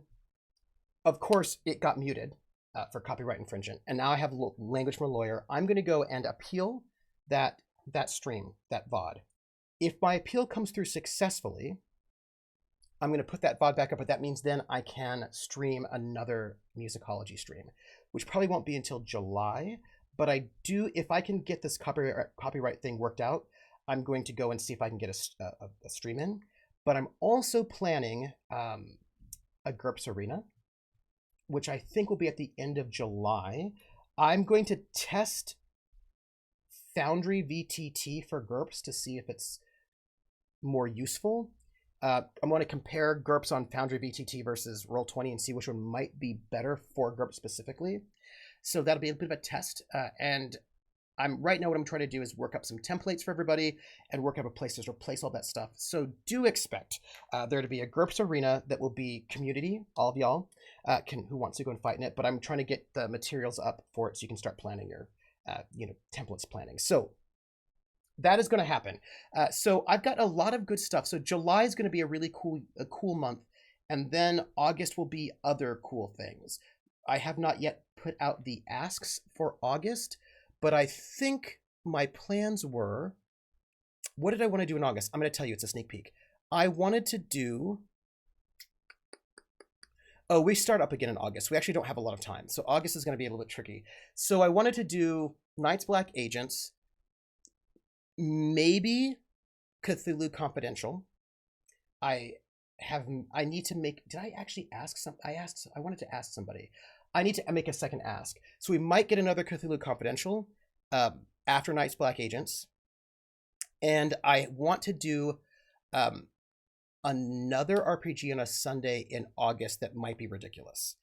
Which one I will do depends on some details, but I want to do some 1970s, 1980s. I want to do some old RPGs. So I've got something that is ridiculous and maybe happening. We shall see. We shall see. I'm having trouble hearing.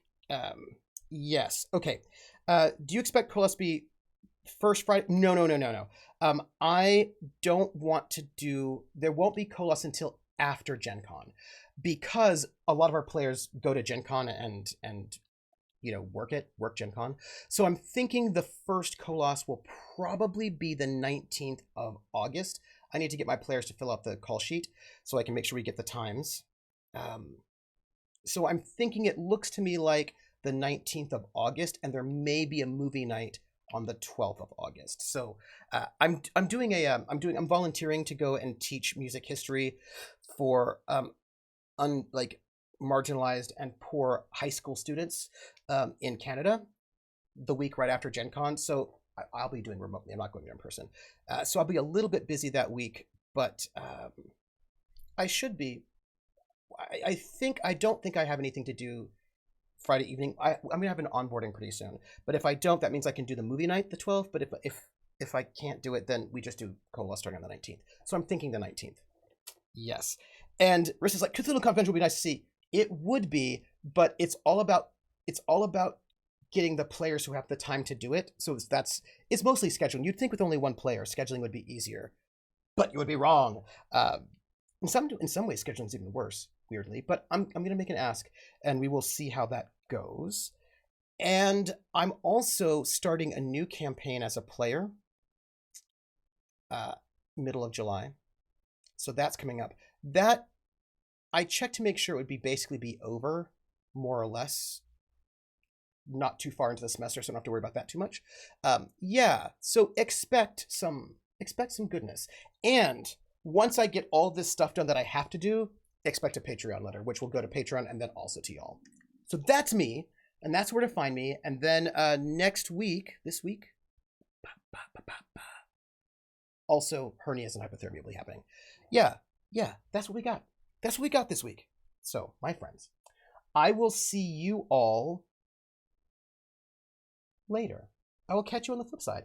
Stretch, take care of yourselves. Oh, I've got a new audio interface and a new mic.